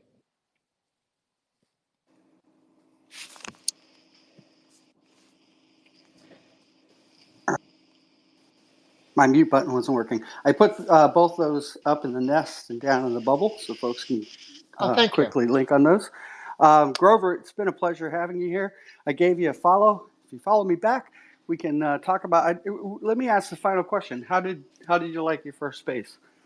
This was first for me. Great fun. I enjoyed smart questions and enjoyed the breadth of the number of questions. There you go. It is we believe kind of the news and media of the future, right? Because not only can we get a great speaker like you in, but normal people like us can ask you questions and you get to interact. We want to see more politicians doing town halls and things like that in space. So maybe on your Wednesday meeting you can bring that up. Oh, absolutely. Well, thank you. Right on. It's been great to meet you, Grover. And remember, from all of us here in Twitterville, if you can't be good, Grover, you can always be bad, baby. Thanks, guys. All right, great guys. We're still going strong here. We'll turn it into open mic. I know AJ's got some great news to bring us, and Hold up, Kay's Bill. got great politics. Go Bill, ahead, Rex. what the hell is I mean, just so I can be filled in, so I don't know you could do nothing crazy, but what is the Burning Man? Because you should see what I got in my head. What's Burning Man? Can you explain that one? Because I see a Burning Man. I've been there. You've been there. Okay, so I don't Oh, want Twitter not millions to go hang around a surprised. Bernie person. I was like, they already call us like a mean party sometimes. Like, go see the Burning Man. So I need this explained. The Burning Man. Bill, you've It's experienced that debauchery? Hey, Grover went there, so don't come down on me. I'm gonna judge both of you now. Oh, Jesus. All right. So Burning Man, it's like a large festival, right? Every year they have festivals all over the country, right? But this one is huge.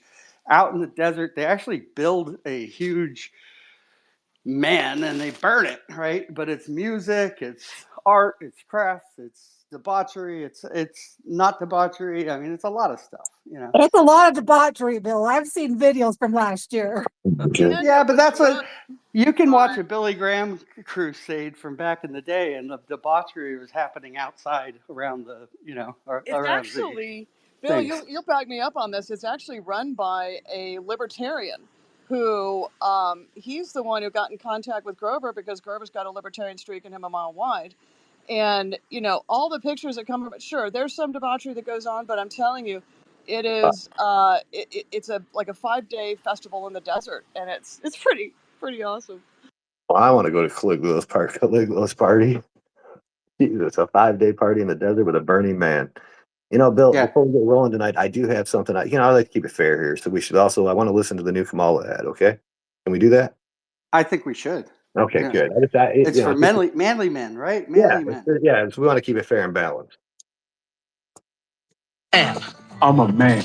I'm a man, man, and I'm man enough. I'm man enough to enjoy a barrel-proof bourbon. Neat. Man enough to cook my steak rare. Man enough to deadlift 500 and braid the out of my daughter's hair. You think I'm afraid to rebuild a carburetor? I eat carburetors for breakfast. I ain't afraid of bears. That's what bear hugs are for. I'll tell you another thing I sure as shit am not afraid of. Women.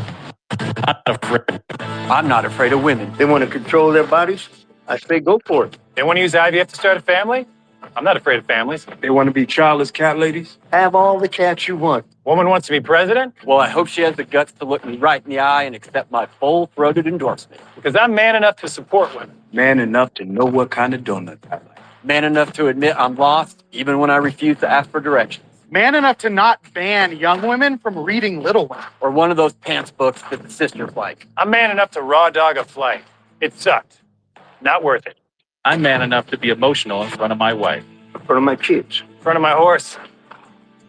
I'm man enough to tell you that I cry at Love Actually. Good Will Hunting. West Side Story. That and Predator. And I'm sick of so-called men domineering, belittling, and controlling women just so they can feel more powerful. That's not how my mama raised me. I love women. I love women who support their families. Women who decide not to have families. Women who take charge. And I'm man enough to help them win. And that the first time I heard that, I thought it was, you know, a spoof, and that is an actual ad, guys. Yeah. America's bitch on display. Jesus. Bill, how much you want to bet that all of them sit down to pee? They all do. Did that guy say full-throated something? I don't know where that was. That's what I was going to say. What did the full-throated thing mean? He's like, I'm coming at you full-throated. What the hell? Are you sure that's not parody? Maybe they meant full throttle. No, it's not parody, Sally. No, It is no. an actual ad for Kamala Harris. Sims for Kamala. That is the gayest ad I've ever heard in my life. See? Let the record state. It should say, and you should we should dub that. You should say, and I'm Donald Trump, and I approve this message because oh my Yeah. God, that is the gayest thing I've ever heard. I do approve this message. It's the best. Yeah, we're gonna have to have Cat Meme King like edit it or something. So add Trump in there because I mean, Jesus Christ, what is that? I mean, wow, it's been a strange night. Burning Man, that ad, it just keeps going, Bill.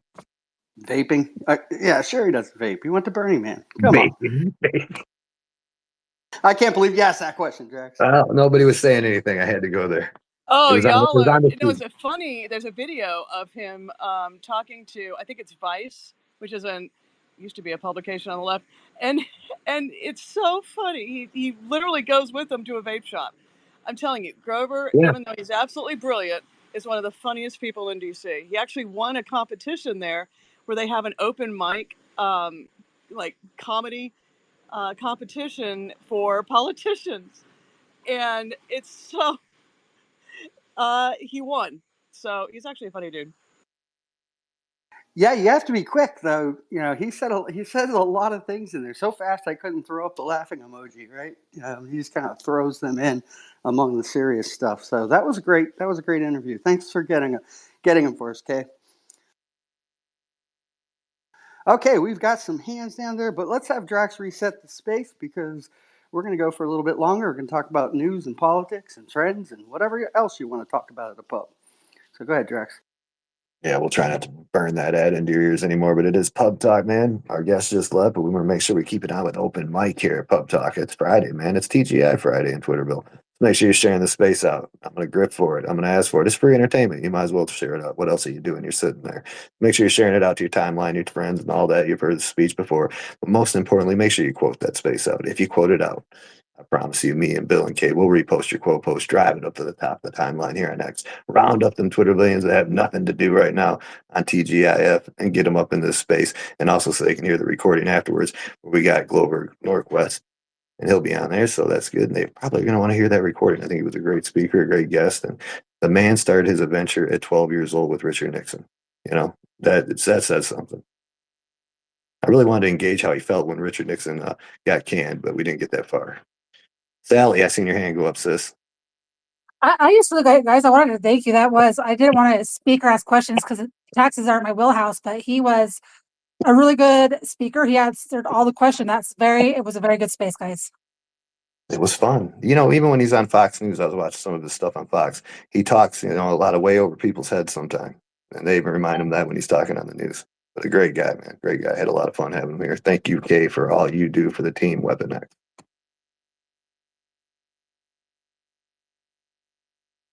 Okay, let's get to I hope one day we can deserve Kay. I'm sorry, I cut you off there, AJ. Go ahead. No, sorry, I was just going to say that I hope one day we actually deserve Kay because I know we don't. Amen to that, baby. Oh, y'all are too kind. I'm just trying to get information out there to everybody and try and get the real information, out there.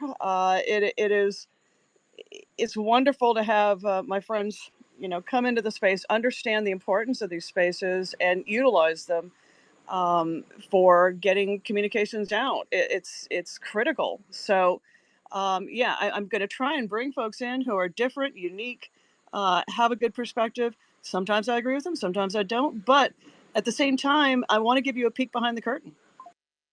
And that's, we're proselytizing to a degree. You heard my question at the end. What do you think about spaces? Help us get some more politicians in there for town halls. We had, Kate brought us DeRoy Murdoch from Fox News a couple nights ago, and he didn't even have an X account, right? Drax had to give him his alt account to get him in, right? Yep. So it's amazing how many of these people aren't even on Twitter. So, Exactly. yeah. Exactly. And I've actually talked with Grover's folks, and they're going to get, they're going to hopefully send folks to us from the Wednesday meeting up in DC and other places, projects that are important, things we need to know about, and give us news so we can have even more guests. I mean, there's a fraternity brother of my son who was an intern last summer, and I warned him. I said, these Wednesday meetings, understand you never know who's going to walk in the room. And he texted me one day. He said, "Oh my goodness, Mrs. Daly, you're right. Ron DeSantis just walked in." So that didn't surprise me. But there are all kinds of folks we'll be able to get into the spaces now that folks like Grover, and even Kennedy and Jordan Peterson and Tulsi Gabbard and all these folks are doing spaces now. We will have a pipeline from the cutting edge of what's going on. We could turn Wednesday pub talk into, the Wednesday morning meeting post show. Yes, The I DC love following. that. Okay, we got lots of hands down here. Let's Poseidon had their hand up. Then we'll go back to Jer and then over to Roden. Hey, what's up, Bill? Thank you for having me. Kay, Drax, thank you. Drax, you're gonna follow me one day. I'm gonna keep showing up to your spaces. You're gonna follow me one day. I Oh, there you go. promise. There you go. I'm gonna have to do one of those tweets out. Like if I haven't followed you back, drop your handle. If I just see it right now, I haven't been able to see Kay tonight or none of you, so I just feel like I'm up here in the skybox, but I'm gonna make it. And my girl Auntie in the chat as well. I appreciate you guys. I just wanted to digress a little into how manly Tim Walz is, isn't he? How manly is he, right? With his little the little air filter that he removed and then put back on, and he's just a regular guy for America, isn't he? Right? Isn't that a Oh, Poseidon, who waves like that? What red-blooded American male waves like he does? It is so fantastic that he is such a massive failure for her choosing him as her running mate that they have to pluck Barack Obama from the abyss and shove him on a 28-day freaking running tour. Like, I got to do this again, bro. Like, I was president 16 years ago. Why are you guys dragging me out of here? I don't even want to do this anymore. But he's got, and then it's funny how he's going after black men that are waking up out of the plantation of the Democratic Party. How crazy is that? That he has to go around shaming black men because they want to vote for Trump because he's the obvious freaking choice. He's the obvious choice. And the Democrats are so scared. They're so scared. You're exactly right, Poseidon. And even worse, they're sending out Bill Clinton on the campaign trail. The party of believe all women, the party of, abortion till birth and even after. Well, They're sending out a sexual predator on the trail. those are the guys that want abortions to happen because they could just kill the evidence. You know what I mean? Look at Bill Emhoff, right? Another stand up male, prominent male that slaps the girlfriends that he thinks are flirting with other men. That obviously impregnates the help, right? And mysteriously the child doesn't survive the situation. And these people are a joke, and they were so stupid to think that a woman that didn't get a single primary vote would be the one that they would choose. That's why Biden is so pissed right now. That's why he is low key, tanking the Kamala campaign by wearing a Trump. He knew what he was doing. Come on, man. I hate to use that because he uses that. Come on, man. But I did that by mistake. That was a Freudian slip. Don't use it against me. But No, Poseidon, I wouldn't use anything against you, baby. but Listen, I want to know, though, do you honestly think that Doug is all about these girlfriends and nannies and all that stuff? My gaydar goes off with him. I'm thinking maybe he's bi and there's little Tim Walz, Dougie, Harris kind of relationship going on there in West Hollywood. I don't, not that there's anything wrong with that, but I'm just saying I don't get the manly vibe from Dougie either. Well, Tim said he's going to wake up with Kamala after the election, right? Maybe it's a three-way there going. Yes. yeah, if anything, Tim Wall's wife and Kamala would have a better time with each other than they would have with their own husbands. Oh, that's a picture I didn't need in my head. Poseidon. No, it's a joke. It's a joke. They're trying to appeal to men, and they completely forgot. They were pushing this abortion shit so badly. Like they were pushing and pushing abortion, abortion, abortion, abortion, as if women are obsessed with murdering their own offspring, and they forgot about the men, right? And Kamala, Exactly. I mean, and, as a one of those in that gender, I'm tired of the left talking to me as though it's only below my waist. That the only thing I care about is below my waist, and the only people I vote for sit down to pee. That is insulting on its face. We oh, care about the economy. We care about being safe, border issues. We care about wars. We don't want to send our sons and daughters overseas to die in endless wars. And it's insulting that they think the top issue on our minds is killing our children. That's bizarre to me. it's not even that. But what is a woman? What is a woman? Exactly. Exactly. Now they Can know we, what a woman is. do you notice how quiet they are? That is how I want to curse, but this is a recorded space. I want to respect Bill's space, but I want to curse. Like I really want to curse. I'm a veteran, and I apologize. So if it slips, I apologize, Bill. But do you notice how they're not talking about the transgender stuff now? That doesn't even exist in their vocabulary right now because they don't even want to go anywhere near it. It's the same thing. Like they don't even want to touch the Palestine stuff. They keep getting asked about it. They don't even want to touch it. Why? Because it is a landmine for them. It is a landmine for them. And all it takes is one person, a good interviewer, to push them on those issues. What's the deal with trans people, trans in women's spaces, trans? I mean, look at what happened in Australia on a freaking app made for women, and they lost. Yep. They You're Yep. exactly Hey, right. Sorry, she Bo. lost. yeah. Poseidon, Yes, sir. don't you fucking curse on my space. Oh wow. This Okay. is a pub. This is a pub, right? I'm We're having I'm some beers. It's after work. It's I'm before you're drinking home with the vodka. kids. Look, I'm You drinking know, vodka, and I'm wheels up 8:30 tomorrow. I'm going to Cancun for 7 days. that's awesome, brother. There you Hey, go. I got lots of hands down here. I got Miss Sally. She's part of the team. We're gonna go to her. We're gonna go to AJ, who's got some news for us, and then we'll go to the rest of the hands. Currently driving to go get me some beverages for this nice Friday night. The interesting about the whole abortion thing. It really is a non-issue this election cycle. It's already been decided. It's already at the state level. Roe v. Wade has been overturned. The only reason the Kamala campaign focuses on it is because they don't have any policies that have any merit whatsoever that will benefit the people. So they are pandering to the emotional side of the leftist women, and they are turning our men emotional as well. I got into an argument last night with someone who claimed to be a libertarian, saying how women should be able to go kill their babies. And it was on and on and on. And basically, he's pretty much a liberal like Jared is. And that's why they're pushing this issue as Republicans. I don't even think we should be giving it any attention. It's a dead issue. It's a non-issue. But that's the only thing that they want to run on. Anyway, that's all I have to say. Sally, that's the only curse word we're not allowed to say on this space. The J word.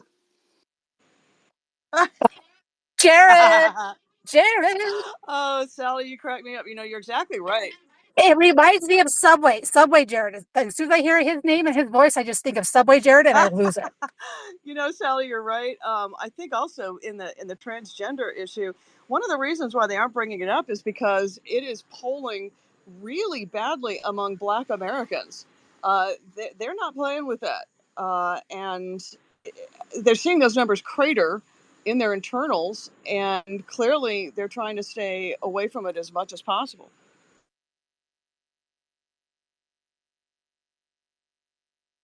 Oh, I agree with you, yep. Kay. Go ahead, Bill. I was just Bill did I know. everybody came up. I'm sorry. I was reposting quote posts, and I heard the dead air. I'm like, I got to get back there. I want to go to AJ and see what late breaking news we have to talk about. Thank you so much, Bill. If I may add to what Poseidon was saying regarding Obama, there's one little piece that he mentioned in which he's wrong of, and that is, Obama being dragged into this. Obama is not being dragged into this. He has been in the middle of all this since, his term officially ended, yet, unlike any other president, he never left D.C. Now, the reason I'm bringing this up is because I put 2 links in the purple pill down below. I talked about this issue before, but there's a new development that I need to bring to your attention. On the week of September 17th, the Monday of that week, which I believe makes it September 15th, if my memory serves me correctly, because the news about it came out like 2 days later. Barack Obama met with what's his name, Yair Lapid. Yair Lapid is the head of the opposition party in Israel, opposition to Benjamin Netanyahu, and he met with him in D.C. This, of course, doesn't bode well. And what you want to call it? The discussion was the Logan Act and so forth. We all discussed this. Fast forward sometime, coming to today, Yair Lapid in Israel made the suggestion that Lebanese militia, I'm sorry, I should correct that, Lebanese military, we're talking about the actual military of the country of Lebanon, should be brought into into the stage more and more. Now, here's the problem with this. Number one, this suggestion is being made by the leader of the party in which opposition to Benjamin Netanyahu, and this is after he met with Obama here in D.C. So the source, not source necessarily, but the point of origin of this suggestion is what keeps me rather worried, because you might look at this and say, look, Israel is not, fighting against the country of Lebanon. No, they're going after Hezbollah, and wherever Hezbollah are, which is a good chunk of Lebanon, and all the conflict that's taking place there. But the problem is, if you bring in the Lebanese military, then there needs to be a vetting process. And the only vetting process that the state of Israel is going to be able to trust on is if they use their own means to do that vetting. And that's going to take a lot of resources, both on the intelligence side, both economically, militarily, so on and so forth. And this, though, may appear as a reasonable suggestion, in the end, as an effect, will have a extra weight on the back of the current Israeli government, and basically slow the things down, because it's going to just take more resources away from places that are more important, and they're needed. So I put both of those links down, and it makes me uneasy. I hope that the current administration in Jerusalem can see through that and keep Lebanese military exactly where they are, which is out of the battlefield. So I just want to bring that to your attention, and also tie it with what Poseidon said in regards to Obama. Unfortunately, my friend, we are still to rid ourselves from that, how should I put it, un-American entity, because he was the one who read A Post-America World, authored by serial plagiarist Farid Zakaria. Thank you. Thank you, AJ. So we have some hands up. I'm going to go to Jer, and then Roden, and then back to Poseidon. Thanks, Bill. I was actually going to answer a question that I forget the lady's name who asked Grover earlier about the carbon capture pipeline, because I actually know the answer to that question with the subsidy. It's a massive scam. It's a massive, basically green policy, like basically all the shit libs who come up with all these BS environmental policies to save the environment. What they're doing is they're compressing CO2 into a liquid format, and they're putting it through Iowa in particular, and they're not really telling the residents anything. They're actually blatantly breaking the law when they do this. They don't tell them the risks of putting it there, because not only does it literally leak a lot and cause damage to the soils and their crops, it also gives them the right to just do willy-nilly through these people's properties where they can't harvest their damn crops. And more than a few times, it's damn near killed several small towns, because when the atmosphere gets flooded with CO2, which explodes out of the pipeline because it leaks all the damn time, and the atmosphere becomes 10% carbon dioxide, not only does your engine not start, people tend to die very quickly. So yeah, that's that's a massive scam that's being used to line the pockets of green energy based companies that are trying to just get your tax dollars. Essentially, is what it is. And so it's a very unfortunate thing, and it's one of the few things in Iowa that, regardless of how people vote, the areas that have them, damn near everyone wants them gone. It's deeply resented in those areas, regardless of how people vote. And but yeah, and last thing I wanted to add before, because I'm at an event, I need to get out of here. But yeah, that's for Tim Walz. They picked Tim Walz because they needed someone to make Kamala look less terrible. That's why they picked Tim Walz. The guy is such a loser. And as for that ad as well that we heard earlier, I'll just say this. It reminds me of one thing. Cucks for Kamala. That's what I think immediately. So yeah. But thanks a lot. And Kay, thank you for letting me know about this space. I appreciate you cluing me in there. And I got to get going. I'm at an event now, so I need to head on out. So thanks a lot. It's been a great time here, guys. I really I'm so enjoyed it. glad you came in, Jer. Like I said, I listened to you last night on Kimmy's Space and loved what I heard. So happy when I saw you jump in. You're welcome back anytime. Monday, Wednesday, Friday, 5 o'clock Eastern. Okay. Who did I say was next? Thanks. I think it was Roden. Yeah, it was me. Hi, guys. Hello, Miss Roden. I just think that she picked Tim Walz because he was crying in front of the horse, I guess. I don't know. But did you guys hear the speech today in Colorado? I did not. I did hear the one in Michigan. There was a little oopsie there. Oh, no. You should have heard the speech today in Colorado by President Trump. He said that he's going to invoke the 1798 alien. I posted on the blue pill, on the purple pill, whatever. 1798 alien act on every gang in Colorado. He's going to deport everybody. See, that's the difference between him and Biden and Kamala, right? They're like, vote for us again, and we'll do this, or we need Congress to do this, right? There are plenty of laws on the books already. Just do your job is what you have to do, right? You don't have to get Congress to pass a bipartisan border bill to protect Ukraine's border. Just enforce the laws that we have on the tables today. Well, talking about Ukraine, he is ready to settle. Did you all hear that? Yeah, and I heard that. Zelensky is ready to do something. Yeah, he wants to settle because he probably knows more than we do who is winning the race, and he doesn't want to fuck with President Trump. So, because he knows that he is not going to get any money out of him, so he wants to settle the war now. This is just getting crazy, which shows me that we shouldn't have been in that war at the beginning for 100%. 1,000% behind you on that one.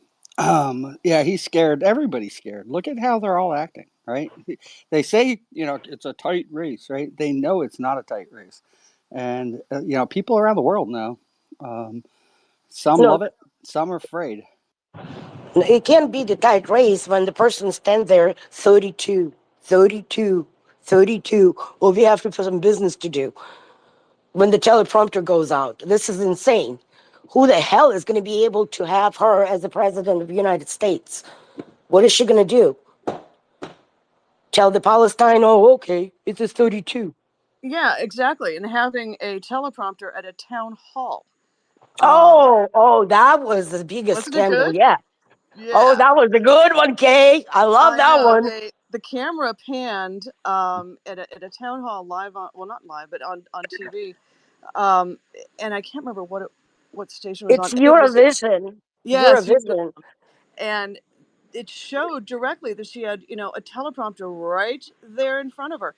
Who has a teleprompter at a town hall? I mean, look, that's remarkable to me. You watch JD Vance, take question after question after question. You watch Trump take question after question. This woman can't even do a town hall because she's literally a mile wide and an inch deep on policy, and so she cannot do it. There's also that clip of her live on the Zoom call, Oh yeah, when and she put she's her yes. hands over her mouth. Yeah. Exactly. And she He said, didn't even "Oh, look. I'm live. I can't take," because she had an earpiece in to get answers to that question.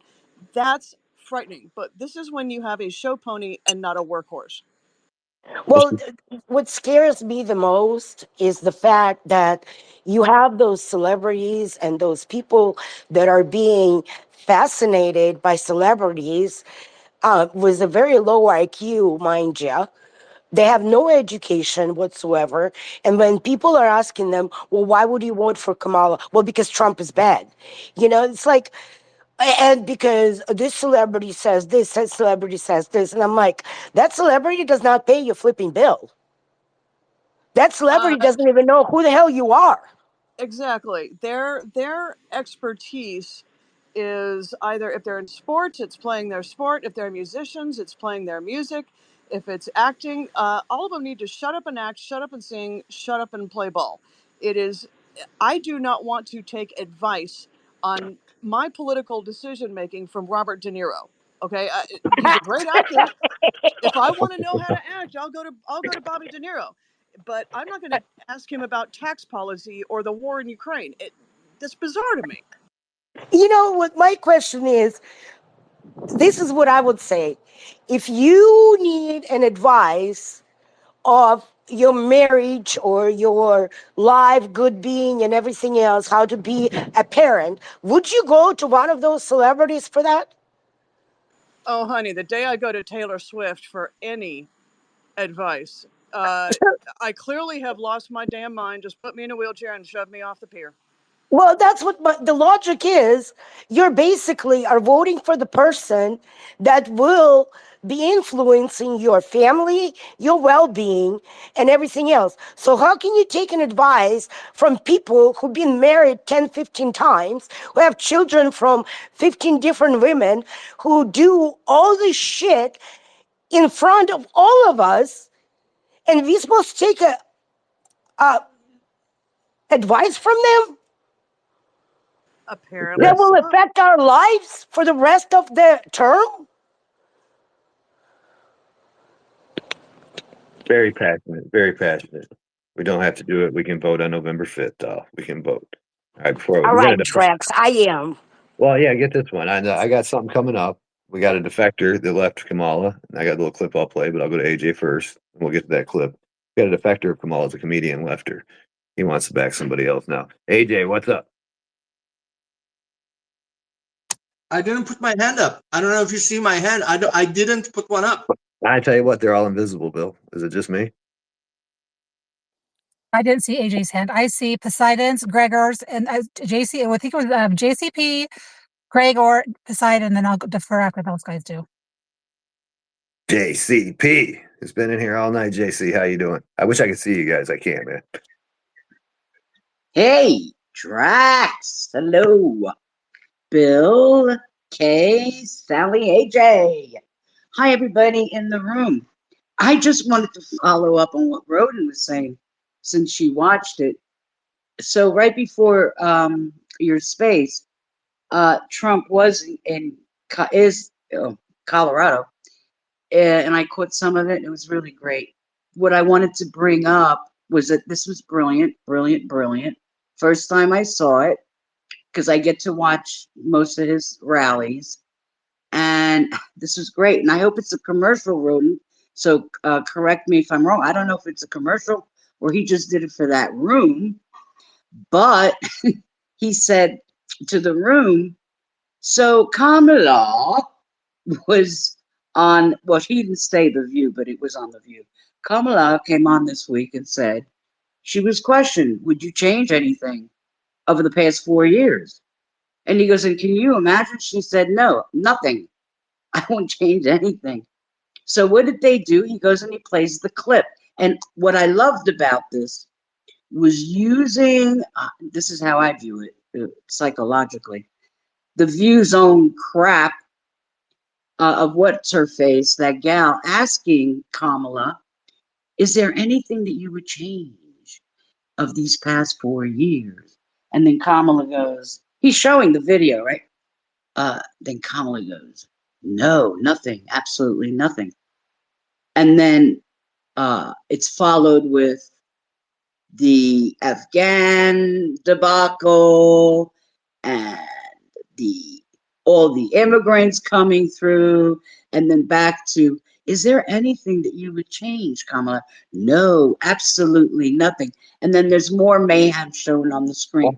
And it was brilliant. It was brilliant. And I hope it's a commercial. I don't know if he plans on showing that to only his rallies, but I'm praying that this is a commercial. It's brilliant. Maybe.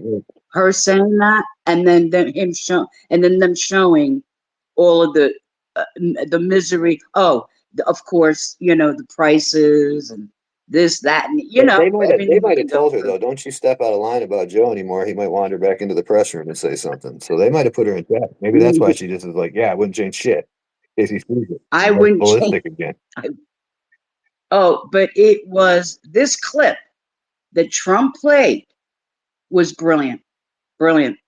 And I'm hoping it's a commercial. I mean, I don't know. The room went wild.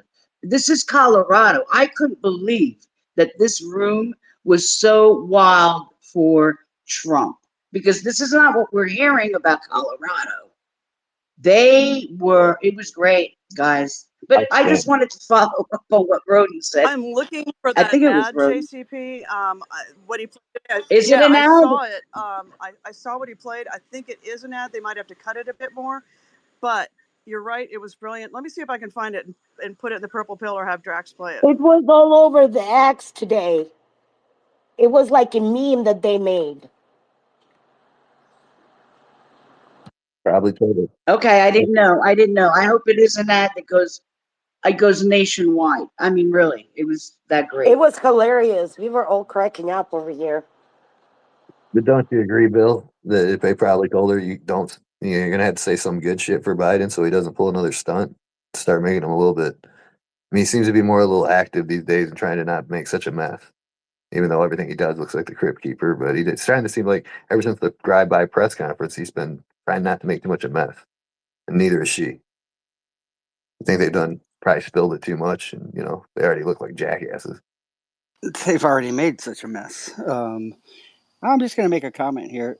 Disparaging my guest speaker in comments is equivalent to me as coming up on stage, taking a mic, and doing the same thing. I will hide your comments, and I might block you. Just going to say it. Okay, Sally, I think you wanted to go next, and then we'll go to the rest of the answers. What was that directed to me? I didn't No, disparage him. no, not you. Oh, okay. I speak in general terms because I don't want to call anybody out publicly. Oh, okay. No, I thought you thought I made a disparaging comment. No.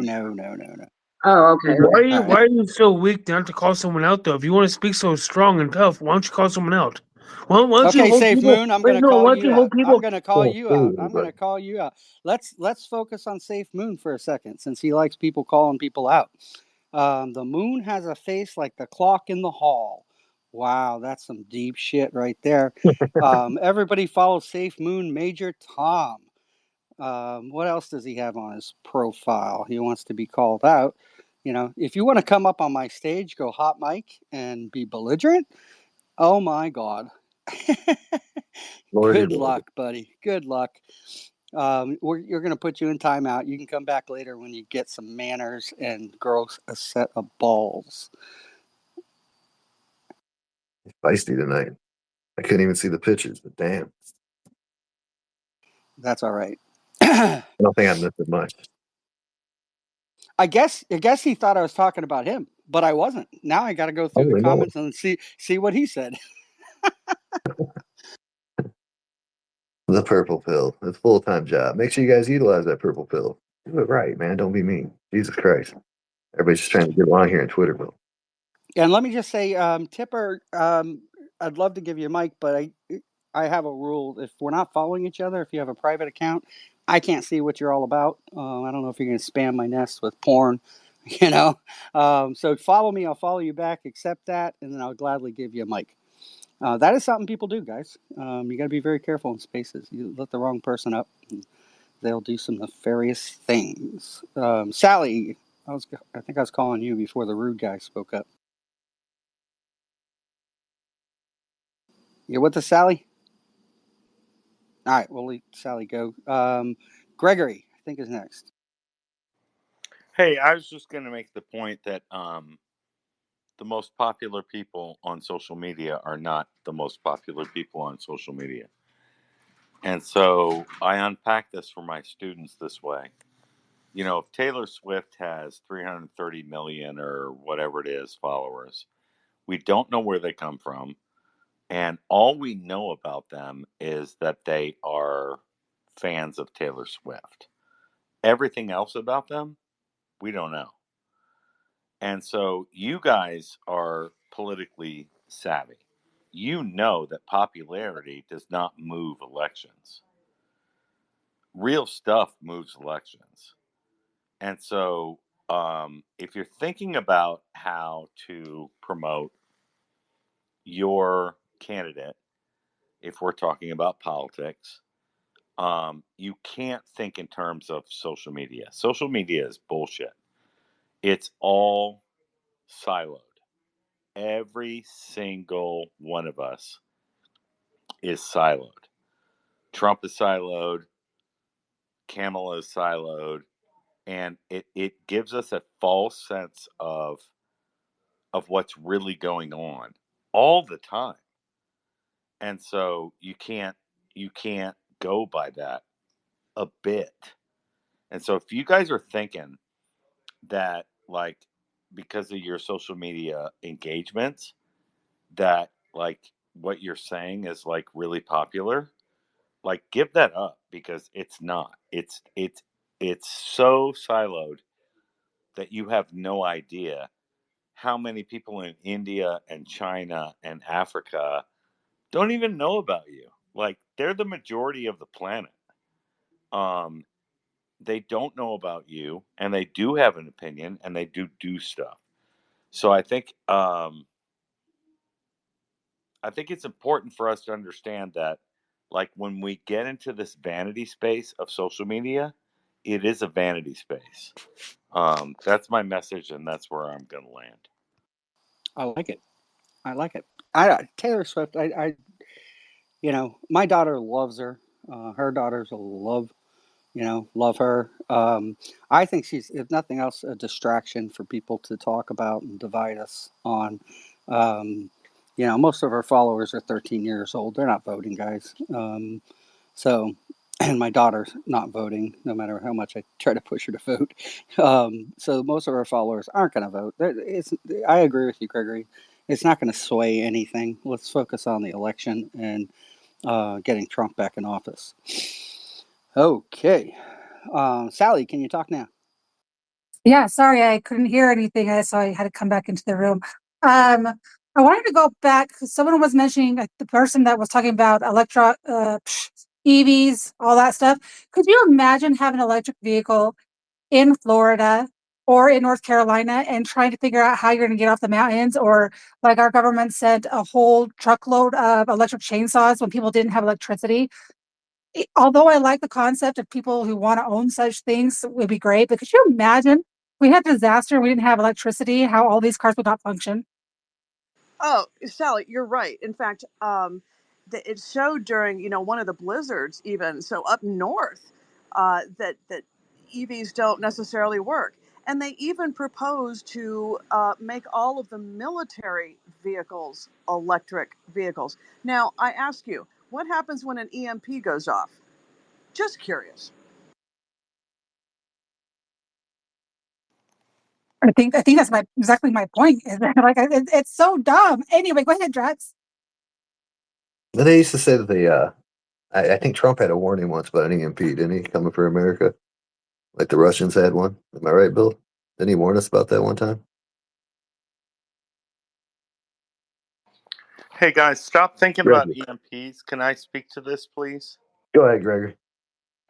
I'm thinking about it though. I can't stop thinking about it, Gregory. EMP Yeah, America. yeah, yeah. It's like ridiculous. EVs are not about the environment. They're not about EMPs. Look at the model that they are promoting for EVs.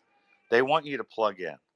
If they were serious about EVs, they would be building nuclear power plants on the North Pole to recharge batteries that were universal, so that what you could do is pull into a Jiffy Lube and have your drained battery swapped out for a universal charge battery. But they're not doing that. What they want you to do is make your car a part of your utility bill to give it to the state. And they are pricing these cars so high that no 18-year-old kid can ever get a car again or a horse. This is about freedom of movement, and it's about liberty. This is a mechanism of control. Have you guys ever had an argument with your utility company about the power in my house just got shut off this morning? I was like, what the hell? I paid my bill. I called them. Turned out it wasn't a thing. Fine. But what they're trying to do with EVs is make cars an app so that nobody owns them. And you guys need to understand that dictators love trains for a reason, because trains only go where trains go, and dictators get to be in charge of them. So as soon as your car becomes an app and you don't own one, and the only way you can get one is by paying your bills, they own you. I am rogue, and I am imploring you not to go along with this. Did you see Elon's new car? It's like a taxi where you can own it. $20,000. You can own the thing, and you can use it as an Uber or Uber Eats or Uber or whatever, and make money off of it. What do you think about that one? I think that I could become gay for Elon Musk, and I'm not gay. That's the right thing to do. He is alpha, he's the boss, and look at my picture. So am I. Fuck all this other fucking gay bullshit. It's about control. It's about turning penises into vaginas. It's all fake, and it's all about control, and I hate it. I have 5 kids. I'm a man, and I love the truth. So, I'm sorry. I, There you I'm going to go. have to I'm going to have to get off. This stuff really drives me crazy. It's so obvious to me. Don't let it get to you. Don't let it get to you. There's hope. There's a light at the end, and it's not a train. It's not a train. See what I did there? True. Hey, Jay, what you got for us? Speaking of elections, folks, it's breaking. Patrick Webb is talking about it. It's in the Purple Pill. DOJ is suing the state of Virginia for the non-citizens that we have removed from our voter rolls, and the battle continues.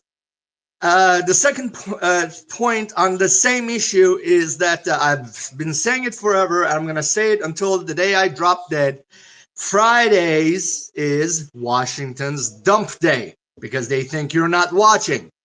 You are either drinking or watching the game, or I don't know, whatever, fill in the gaps. Everybody's looking forward to Friday, and your antennas are down. You're not watching. They dump stuff on you. Fast forward 2.5 days, and all of a sudden, where did this come from? Reminding you, keep your antennas up at all times. Thank you. It's almost like they want to cheat. No. Funny. The party of Almost. joy. Almost. I've been saying forever, guys, don't let Trump cheat. Demand voter ID laws. In person. Paper ballots. Awesome. I'm going to go back to Poseidon, and Fed Up came up on stage. I want to hear from him. And then go over to Conservative. Go ahead, Poseidon. All right, so I've been listening for a while, so I kind of wrote notes. Um, so immigration is going to be easily just deport all the people that have criminal backgrounds. Anybody that breaks the law, get rid of them. Done. You know, that's going to be half the problem. The the Walsh appointment. Only reason why she appointed Walsh was because she wanted to win Minnesota. She could have had Josh Shapiro, which would have made a problem for us. But they call him Genocide Josh because he's a Jew. And nobody wants to say it out loud, but I'm saying it right now. The only reason why she didn't choose Josh Shapiro is because Josh Shapiro is a Jew. Okay? AJ, how dare you prove me wrong about Barack Obama? You got a lot of nerve, sir. I'm going to hold that against you for the rest of my life. But you are right. And if Kamala wins, God forbid, that would be his fourth term. So you are right. I step back from what I said earlier. The staged and edited interviews, as far as 60 Minutes, when they changed her answer from the original answer on Israel, and then the one that posted when the interview went live was different. They're trying to protect her, and she still bombs it, right? The woman that was lip syncing obviously proves on that town hall that yeah, it was clearly a staged event. Kay, you said that she was a show pony. She's not a show pony. She is a one-trick pony because she was brought on only because she was a woman, and it was clear that she was a DEI hire. The thing that's going on with Candace Owens, and I don't know if you guys have been paying attention, but Candace Owens has been peeling the fucking veil back. And now that I know that people curse on this space, I'm gonna fucking curse. So Candace Owens has been laying waste to the bullshit existence of Kamala Harris, and I am here for it. As far as actors, yes, actors are just, they're dancing monkeys. They dance for our pleasure. We give them money, we put the little coins in their fucking tin cup, and then they dance for us. I don't care if they support Republicans, I don't care if they support Democrats.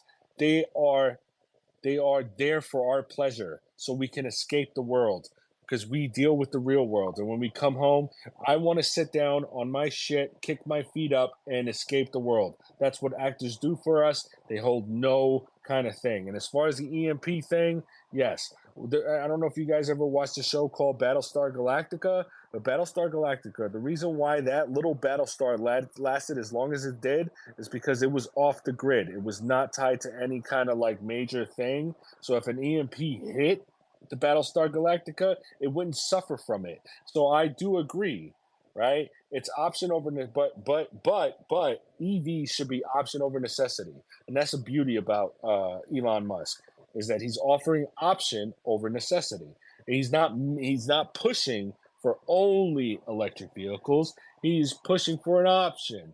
If you want to, and I can make money off of you, and this thing is cool, that's awesome. It should be nowhere near any fucking military equipment at all. It's bad enough that we are as automated as we can possibly be. So with that, I walk away. Thank It's a you. great point. I mean, Elon, as a billionaire businessman, he easily could have created these taxi cab things and said, he sold them as a service, right? I'll be your Uber. I'll do this, right? Not sell the vehicles for other people to actually make money off of and own. He's making them reasonably priced. To your point on the 60 Minutes, I actually have that sound clip.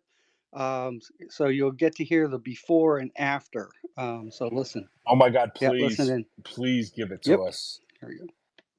But it seems that Prime Minister Netanyahu is not listening.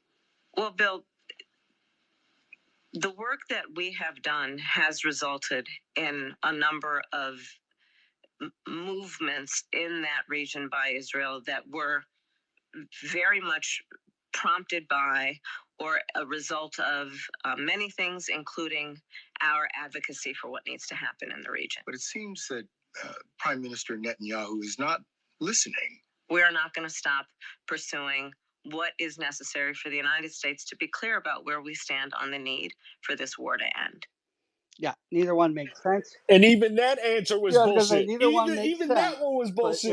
it was less word salad the second time around, right? So very very interesting. Fed up. How you doing tonight?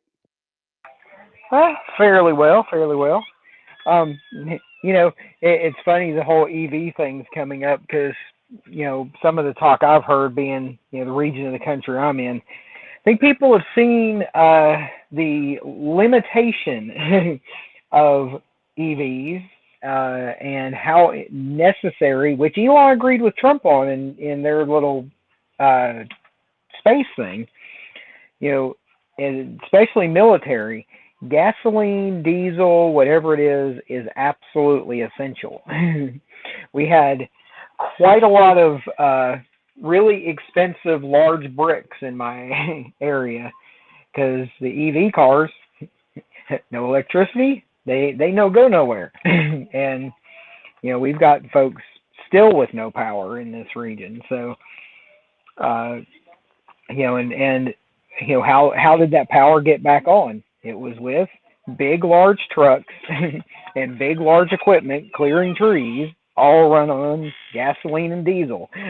So yeah, the EVs are they're a nice idea. They're a good like the last speaker said, for an option. You want one, great.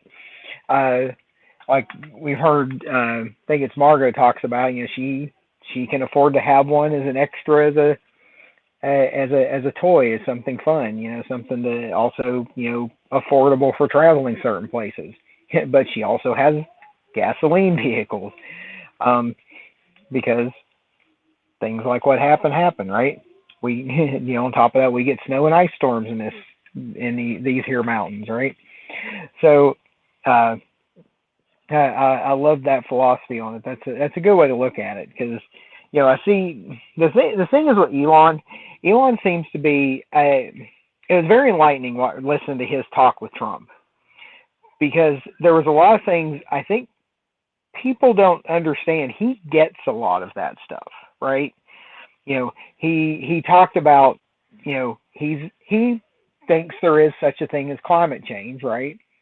But he doesn't think it's this mega gonna happen crisis. He thinks it's 100 years off or whatever. He sees the necessity for gas. He sees the necessity for quite a lot of things, and which was very interesting to hear. I hadn't really heard him talk about some of that stuff until then. And I guess talking to Trump got some of that to come out, right?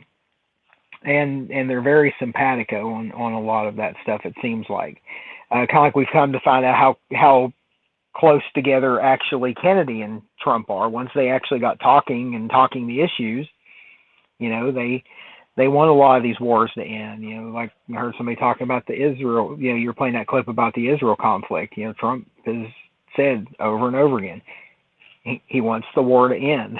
Has even said that Israel is losing the propaganda war, that some of the things they're doing is not looking very good. Those type of things. So it's been really, hey, another large helicopter flying over. It's been constant helicopters and planes, and because of me being at the base of the mountain, a lot of them are flying from here up to the more remote areas. So this happens to be where my house is at. It's constant count of small, large helicopters, transport planes, those type of things are overhead all day long. So, but yeah, no, we're getting along. We're getting it done. We're working on our election stuff. Our state board met, and they're putting some rules in place. And the nice thing is, Margot was talking about this, and I'll end on this, was we won across the board. Some of the kind of sleazy things the Democrats wanted in all got voted down, and the things we wanted in to kind of secure some things all got put in place. So, which was great to hear. So, not only are we working on getting the elections, working on getting everybody to vote, people are motivated to get out to vote, and we're winning at the Board of Elections on how we're going to do it too. So, I just wanted to share that out as well because Well, I've had a lot of questions. yeah, that's awesome news because I got a lot of people comment on my post about North Carolina. It's they give into the fear, right? It's like, oh, they're doing this to stop the vote in North Carolina, and they're doing it.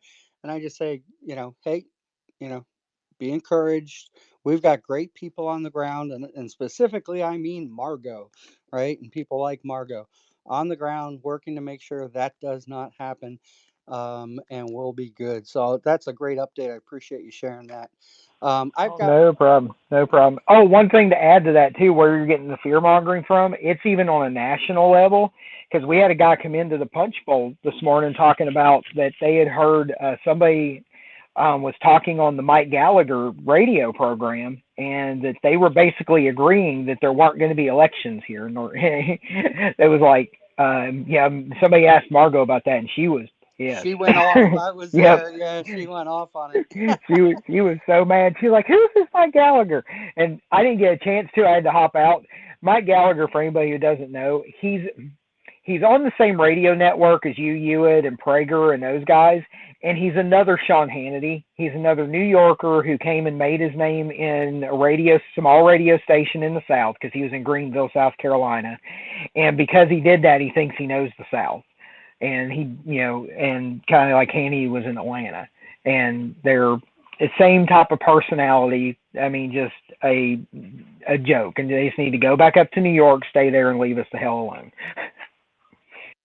Absolutely. I think Mike Gallagher and I follow each other, but yeah. Hey, I got one clip, and then we'll get down to the rest of the hands. This was this Dave Chappelle and his first impressions of Trump. I saw this today, and I'm like, wow, I got to clip that for the space. I really don't understand why Trump was so popular, but I get it because I hear it every day. He's very loved. The reason he's loved is because people in Ohio have never seen somebody like him. He's what I call an honest liar. That first debate, I've never seen anything like it. I've never seen a white male billionaire screaming at the top of his lungs, "This whole system is rigged." And across the stage was a white woman, Hillary Clinton and Barack Obama, sitting over there looking at him like, "No, it's not." And the moderator said, "Well, Mr. Trump, if in fact the system is rigged, what would be your evidence?" He said, "I know the system is rigged because I use it." I said, "God dang it." And then Hillary Clinton tried to punch him in the taxes. He said, "This man doesn't pay his taxes." He shot right back. "That makes me smart." And then he said, "If you want me to pay my taxes, then change the tax code. But I know you won't, because your friends and your donors enjoy the same tax breaks that I do." And with that, my friends, the star was born. A star was born. That was Dave Chappelle. Yeah, Dave Chappelle. All right, we might as well go ahead and play it. I got Eddie Griffin. He's leaving. He's going to be endorsing Trump, so we'll take a look. Oh, hang on. It didn't work. It's Eddie Griffin. Kay sent me this. Lion Harris. Lion Harris. Look at it. This woman want to play black so bad. She went and erased her grandmama and replaced her grandmama. As you can see there, it says that she died in July of 1960. And so this is a huge scandal. And her fake grandmama is this black woman who died 4 years before she was born. But in her book, she got a picture standing next to this dead woman with a smile on her face. I wonder how that happened. Grandma Beryl died in 1960, 4 years before Kamala Harris was born. And you gonna deny your real grandmama being able to showing up at your inauguration if you happen to get elected, which ain't gonna happen. Everybody I talk to don't like it. Ain't nobody gonna vote for you. Here's your choices, America. The liar or the crook. I think I might be going with the crook, goddammit. Yeah, the crook. He's got a lot of. He got 3 baby mamas, 43 felony cases and count. Selling high top tennis shoes, just like Michael Jordan. Got shot, just like Tupac. The motherfucker gonna drop an album next. We'll be right back. So I don't know what the fuck you thinking of vote for Kamala. She's a puppet, y'all. has zero experience. Nobody respects her on the world stage. You motherfucker crazy. Think they're gonna be in charge? You know what's gonna be in charge? The government that just put a hurricane and killed American citizens. And now the Fed's saying there's no money left to respond to hurricanes. But there's plenty of money to send weapons and bombs and more money over to fucking Ukraine and Taiwan and everywhere goddamn else. All you federal motherfuckers. Charity starts at home. All right, I think we got his vote. That's great. I love that. Did somebody splice that in with? It sounds like Destiny's research spliced Yeah, in with his speech. that's what I thought. I was like, it's like Destiny cuts in there a couple times and gives us the breach. No, it's Candace. That's It's Candace Candace Owens. Owens. Candace has been doing all this genealogical research, and it's really, really damning. Oh yeah, I got it mixed up. Uh, Destiny was doing the research on Beau Biden, just right. as explosive. But yeah, Candace is hitting it home. No, this was, yeah. I mean, I will put some links down in the Purple Pill. I'm thrilled that Candace is on something incredibly useful. It is, she did it because Janet Jackson came out and said, Kamala, yeah, she ain't black. And then the next day, her publicist, Janet's publicist, went out to TMZ and said, "Oh no, she apologizes. It was all just, you know." Janet turns around and fires her publicist. God, I love that. And the reason why Janet is doing this, by the way, guess who was AG and went after her brother Michael? Yeah, that would be Kamala. And um, so so Candace got all interested in why was Janet doubling down on this? There's got to be something to it. So she did a whole genealogical series on it, and she has discovered, yeah, Kamala ain't black. Exactly what Janet said. So I will post some of those in the Purple Pill. Awesome. Gregory, you had your hand up there before. Did you still want to say something? If not, I'll go over to Poseidon. Poseidon, can anybody hear me? Yeah. I wanted to play that Charlemagne on the Breakfast Club thing where that interview, or no, that ad that was played during a football game. If I can play that, if you allow me, Bill, if that's okay. Yeah, go right ahead. Watch.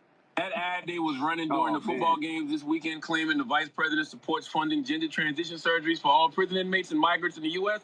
That was nuts. I don't know if it was. I wouldn't say nuts, but that was crazy. That was funny. I don't know if it was the backdrop of football. But when you hear the narrator say Kamala supports taxpayer-funded sex changes for prisoners, that one line, I was like, hell no, I don't want my taxpayer dollars going to that. I definitely see that. She did. That ad was effective. Kamala took a picture with a transgender. It was. This is what they were saying, that it made it seem like Kamala supports transgender sex changes in jail with our money. That's what it came across. Yeah, isn't that what they're saying? It literally said that Kamala supports taxpayer-funded sex changes for prisoners, and it talks about how she supports funding gender transition surgeries for all prison inmates and migrants in the United States. That ad was impactful. It was. I'm not gonna lie. I was like, dang. Was it because it was during football? Yes. I think it was because it was during football. But the last week, like the contrast of it. Yes. But the last week they had the same thing running on Tim Walsh and said he likes tampons in boys' bathrooms. I would not have paid that. I don't think I would have paid that commercial no attention if it was any other time. But when you're watching football and you just what the hell? In between big commercials, they give you this? Yeah, I think it's. Yeah, so even the left is waking up to the left.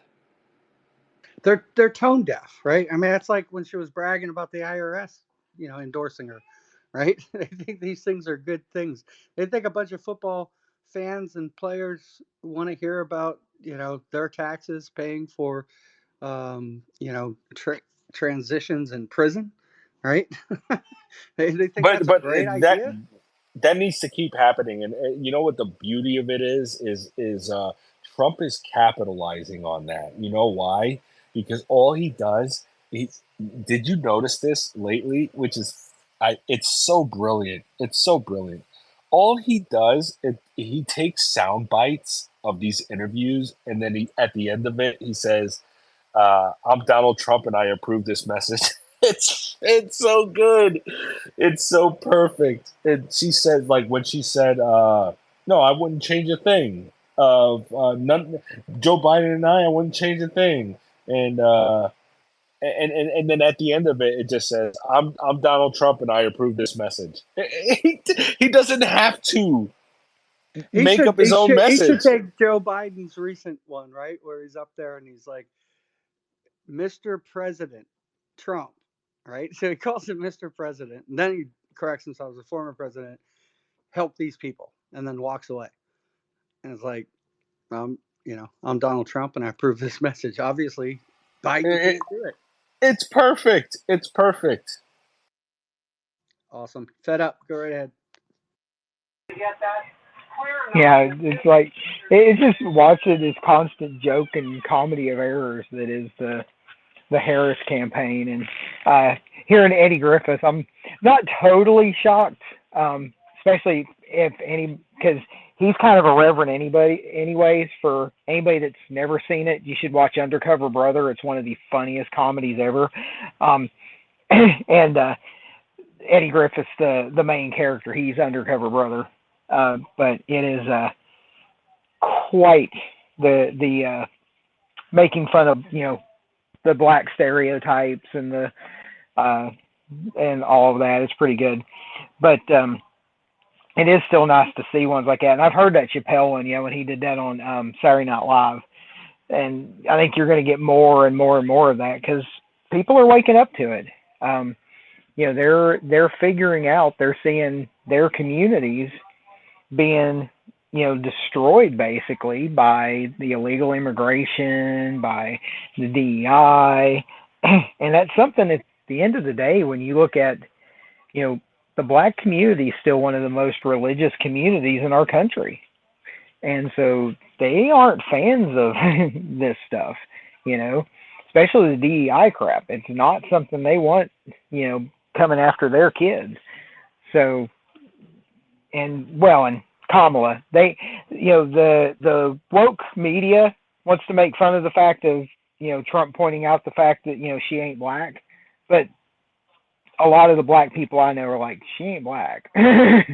Sorry, that's and she's always played on whatever's convenient at the time. She's the first Indian when that's convenient. She's the first this whenever it's convenient, but it's never been with her about being black until she ran against Biden and she started using the busing thing, trying to use the busing thing against her until Tulsi destroyed her, which was hilarious. And But Fed her, Up has a pantheon of accents depending on who she's in oh, front of, depending on oh whether it's yeah, French scientists or Southern, African Americans in Atlanta. I mean, it's so disingenuous. oh yeah, yeah. No, I loved how wasn't it like the same day she had the Southern black accent in Atlanta and the Northern black accent in Detroit. It's like it's and none of them good, of course. It's like it's just hilarious. And then she even did an accent on um, Colbert when she did her the little beer summit, the beer summit part 2 with Colbert. Yes, I didn't know if it was Jamaican. I mean, look, I know accents. I can actually do accents, and that was a weird one. Yep, exactly. There's nothing authentic about her at all. Okay, Poseidon, go ahead. I'm sorry I put my hand. I have to respect the space because it's not open mic. Well, it is open mic, but I don't want to just barge in. Well, This yeah, is a no, you're following the right rules. Open mic means our speaker's gone and anybody can come up and talk about whatever they want. okay. Yeah, I want to remind this space. It's a big space, and again, Bill, Drax, Kay, every day. I respect you guys and thank you so much. Um, please vote locally. Please pay attention to who's on your city council. Please pay attention to who your mayor is. Please pay attention to who your county mayor is. All the you know those people that are sitting on the board, those small guys, the state senators, all those people matter. All those people matter, and a lot of people stay home and they don't vote, and a lot of them are conservative. America is more conservative than you think we are. It's very important, and early voting. Find out. Go on Google or Safari or whatever you have. Type in early voting for, and then put in your zip code. Find out when early voting is happening. That is the most potent way that you can vote without your shit being fucked with.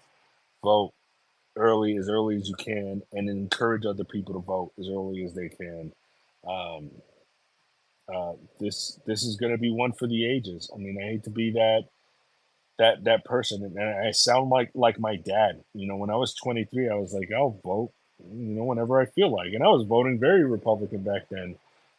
Even so, because I grew up in a very Republican Christian household, and I just want to let you guys know, please don't forget. Spread the word, especially you guys with big followings. Let these people know. Just let them know in your post, in a simple post.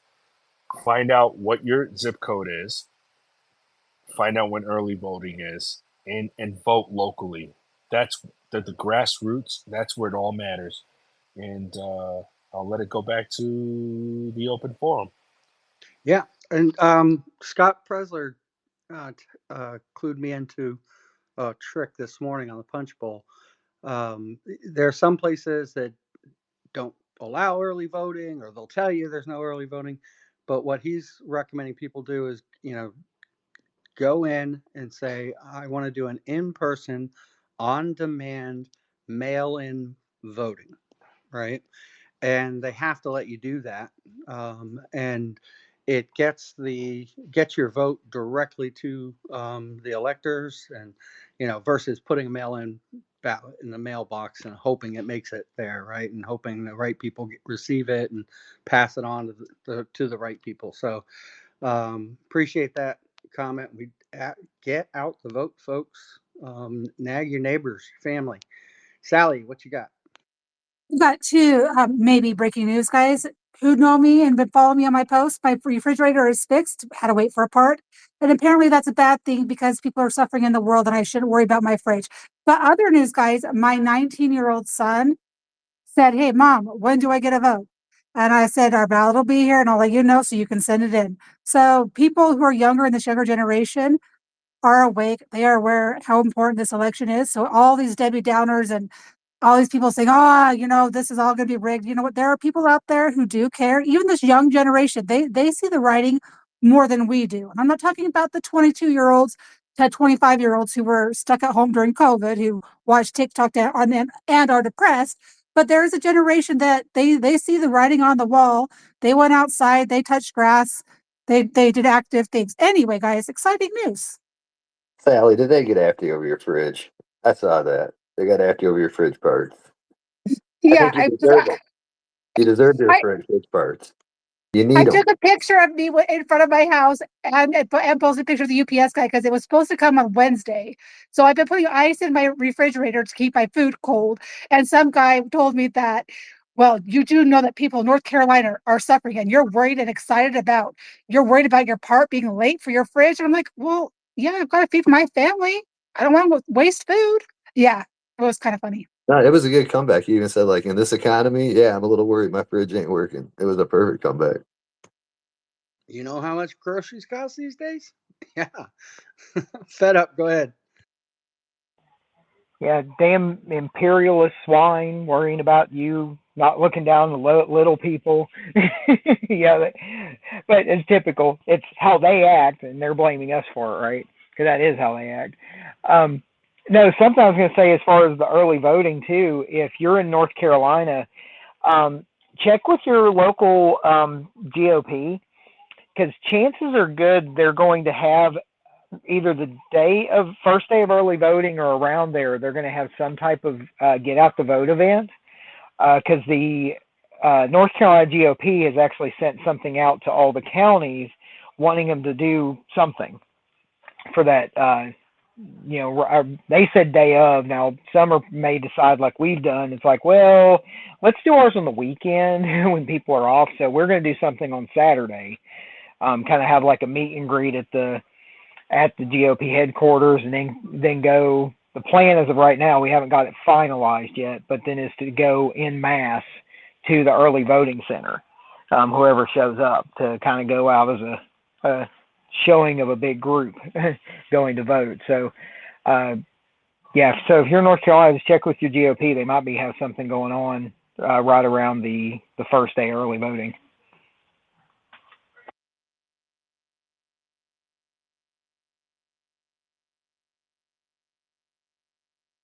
All right, you got me. Does anybody know whose hand's next? I don't think they're showing right up Drex's screen. Yeah, we've got Targeted and Poseidon. Targeted's here. Yep. And hey guys, Targeted. All right. and after these two questions, we're going to close out. I try to close out at 8 because there are other great spaces out there. I put down in the bubble. Kimmy's having a space right after this one, so we can all jump over there after we close out. But go ahead. Also, Target. there's a rally. The Trump rally will be going on at 8 in Reno. And wanted to let you know we got a question about that Grover talked about, texting to a certain number and putting Biden in it. They've actually, he said, my mistake. We've actually closed that down. So instead, go to atr.org and also follow Grover Norquist on X. And, you'll get great information at all the time. And on the rally, that's Kimmy is actually broadcasting the live rally, so you can get a twofer. Go ahead, Target. Hey guys, I just had a question, and maybe Kay or one of you beautiful people on here that was just talking about the North Carolina. What if you're registered in North Carolina and all these people are not in North Carolina? How are they gonna go about doing that? Fed up? Are you ready to talk about that? Because they just passed something in a special session of the legislature, right? Yeah. What it is they extended. They did a couple things. They extended the date to request an absentee ballot. They made it where you can vote in adjacent counties. Margo was saying about this, that you can vote in adjacent counties if the county will allow it. They also are letting you turn in your absentee ballot at any board of elections in the state. So if, like, let's say you're displaced from Asheville and you're, staying with relatives in Wilmington, you can turn it in at the Wilmington Board of Elections, and then the Wilmington Board of Elections will get it to our Board of Elections, because ballots still have to be counted in the county they're for. The other thing that they're doing is they've expanded the scope of what are called the MAT teams. And what the MAT teams are, they're verified, vetted, and appointed for 2 years. Every MAT team is one Democrat, one Republican, and they're sent out typically just to like nursing homes to take ballots out to people, let the people fill them out, they bring them back as a team. Well, they've expanded it to where they can go to shelters now. So that's a couple of the things that's going on. They're still supposed to be having another meeting. There's some other things they're looking at, and those type of things. Other than that, the only other thing they did really affects basically within the counties. They're letting us, without needing additional approval, move our polling sites as need be. So that way we can replace damaged and destroyed polling places with alternate locations. So really, I mean, there's no solutions to people that had to move out of the state because they didn't have anyone to stay with in the state. The only thing I guess would be the extension on the absentee ballots, because some of those deadlines were coming up, so they do have extra time to get those ballots sent to them, and then they'd have to send it back. Would be, I guess, the only thing if it's somebody that's out of state. So they did extend that deadline. Thank you so much. Okay, Poseidon, throw it over to you, and then Drax will take us out. All right, awesome. Thank you again, everybody, for the space. Just remember, 100 million people stayed home, right? It's very important to encourage them to get out and vote. I used to make a joke of it. I used to actually celebrate the people that didn't vote because I was so disenfranchised from the situation because both parties didn't represent um, the populace. Now we have a populist president. He was a populist president the first time. He's going to be a populist president this time, especially with RFKJ, Vivek, with Elon, with Tulsi Gabbard. Um, and it's very important to encourage the people that normally stay home to get out and vote. It's very important. The other thing that I want to mention, Bill, I mentioned it in your other space, the initial space that I spent with you. I had a great time. It's um, the Life After Trump space that I'm going to hold on Sunday, and I would love for you guys if you can follow and please join the space. It's going to be a an event where we talk about who's next, right? Who's going to follow up after Trump? I mean, I don't think in our lifetime we'll ever see another Trump, but we could talk about a lot of people that will do right by our country and follow the as close as they can what Trump is trying to do. Keep America safe. Keep America great. Um, keep jobs in America. All that stuff. Who is that candidate that's going to follow that path forward and in keeping America great? And please follow me on that space on Sunday. What time? What time And is that space? oh, you son of a bitch! Me and my damn memory. Do you have it Uh, scheduled already? Do you want to throw it down in the bubble? yeah, you were the one that encouraged me to schedule it, and I scheduled. Oh, fuck. That's all Okay, right. Hey, when so you give me. decide when you find it, because you can do this after the space. I save all my recorded spaces in my highlights tab. Just go ahead and throw it down in the comment section when you have it, so that we all have access to that. I personally am going to be at my daughter's final college senior soccer game starting at noon. But if depending on when it's scheduled, I'll definitely try to jump in. Yeah, it'll be later on, but I definitely need two co-hosts, and but I want it to be a natural, grassroots discussion of who's next, who's gonna keep that legacy alive. And it's one of the things I don't know if you guys watched the Flagrant interview, and Andrew Schultz asked him, "What do you think your legacy is going to be, and what do you want it to be?"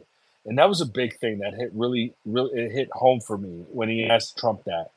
And we are, I mean, we are as an offshoot of the conservative movement. We are now a legacy of Trump's.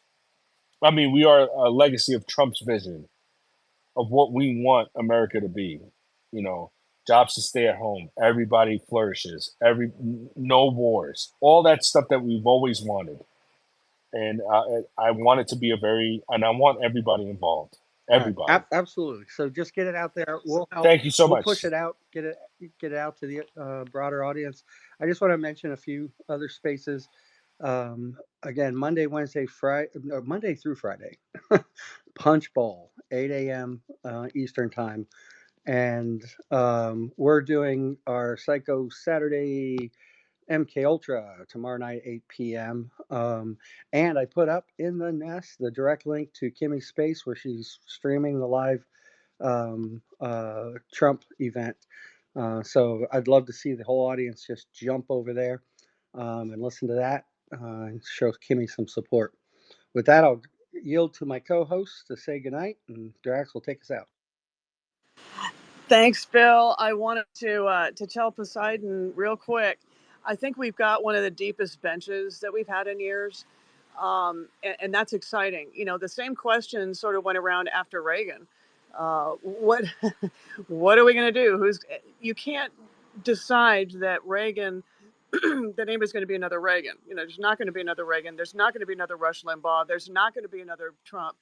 But we have a deep bench of talent um, who can carry on not only the legacy, but actually even push it forward. And I'm excited about all the folks who've come over. I'm excited about all the new people in our coalition. Um, I wanted to mention, just in closing, that first of all, thank you for coming in. Uh, Grover Norquist is not one of the necessarily very well known folks across the United States, but I'm telling you, he's funny, he's brilliant, and he was very generous with his time today. Also, we've got some really exciting spaces coming up. I'm lining up an entire runway of interesting, unique speakers, not only from DC, but I'll give you a hint, from Hollywood too. Those who are on our side out in Hollywood. So stay tuned, keep watching. You know, follow me if you haven't followed. I will make sure you guys know about the spaces because it's going to get real fun real soon. We're introducing May I, all interesting new people to spaces. You know, we got the badge, Grover's very first space, so we got to keep that record going. That's awesome. May I respond to Kay? The space is at 1700 hours or 5 o'clock. I'm sorry, Central Time. I think it is. I'll update you guys because I'll be in Cancun, so I don't know exactly what the time zone is down there. But I will open the space there. Please join me, Bill. Please, it would make a great deal for me if you, Drax, and Kay help me out with the space. You guys come in, do your research, who makes sense to you, and let's come to a common consensus of who we can push through in 2028 to keep this train rolling. And Trump 2024. Okay, I'll do what I can, but like I said, there's a game at noon, and then we'll probably take her out to dinner and whatever. But I'll try to get in there as fast as I can. Drax, take us out so we can get over to Kimmy's space. Right on. Looks like we're going up to Liberal Tears on Tap. Make sure you are checking that out. We had a great space tonight. Thank you, Kay, for all you do. Thank you, Bill, Sally, on behalf of the Elmore Army Professional Studios. Make sure you enjoy your night in Twitterville. We'll try to make it up there Poseidon on Sunday to see that space. That's for damn sure. All right, guys. If you can't be good in Twitterville, go on up to Liberal Tears on Tap. Hear that Trump rally, baby. And then why not? If it works, there we go. Then just be bad, as you always should in the pub.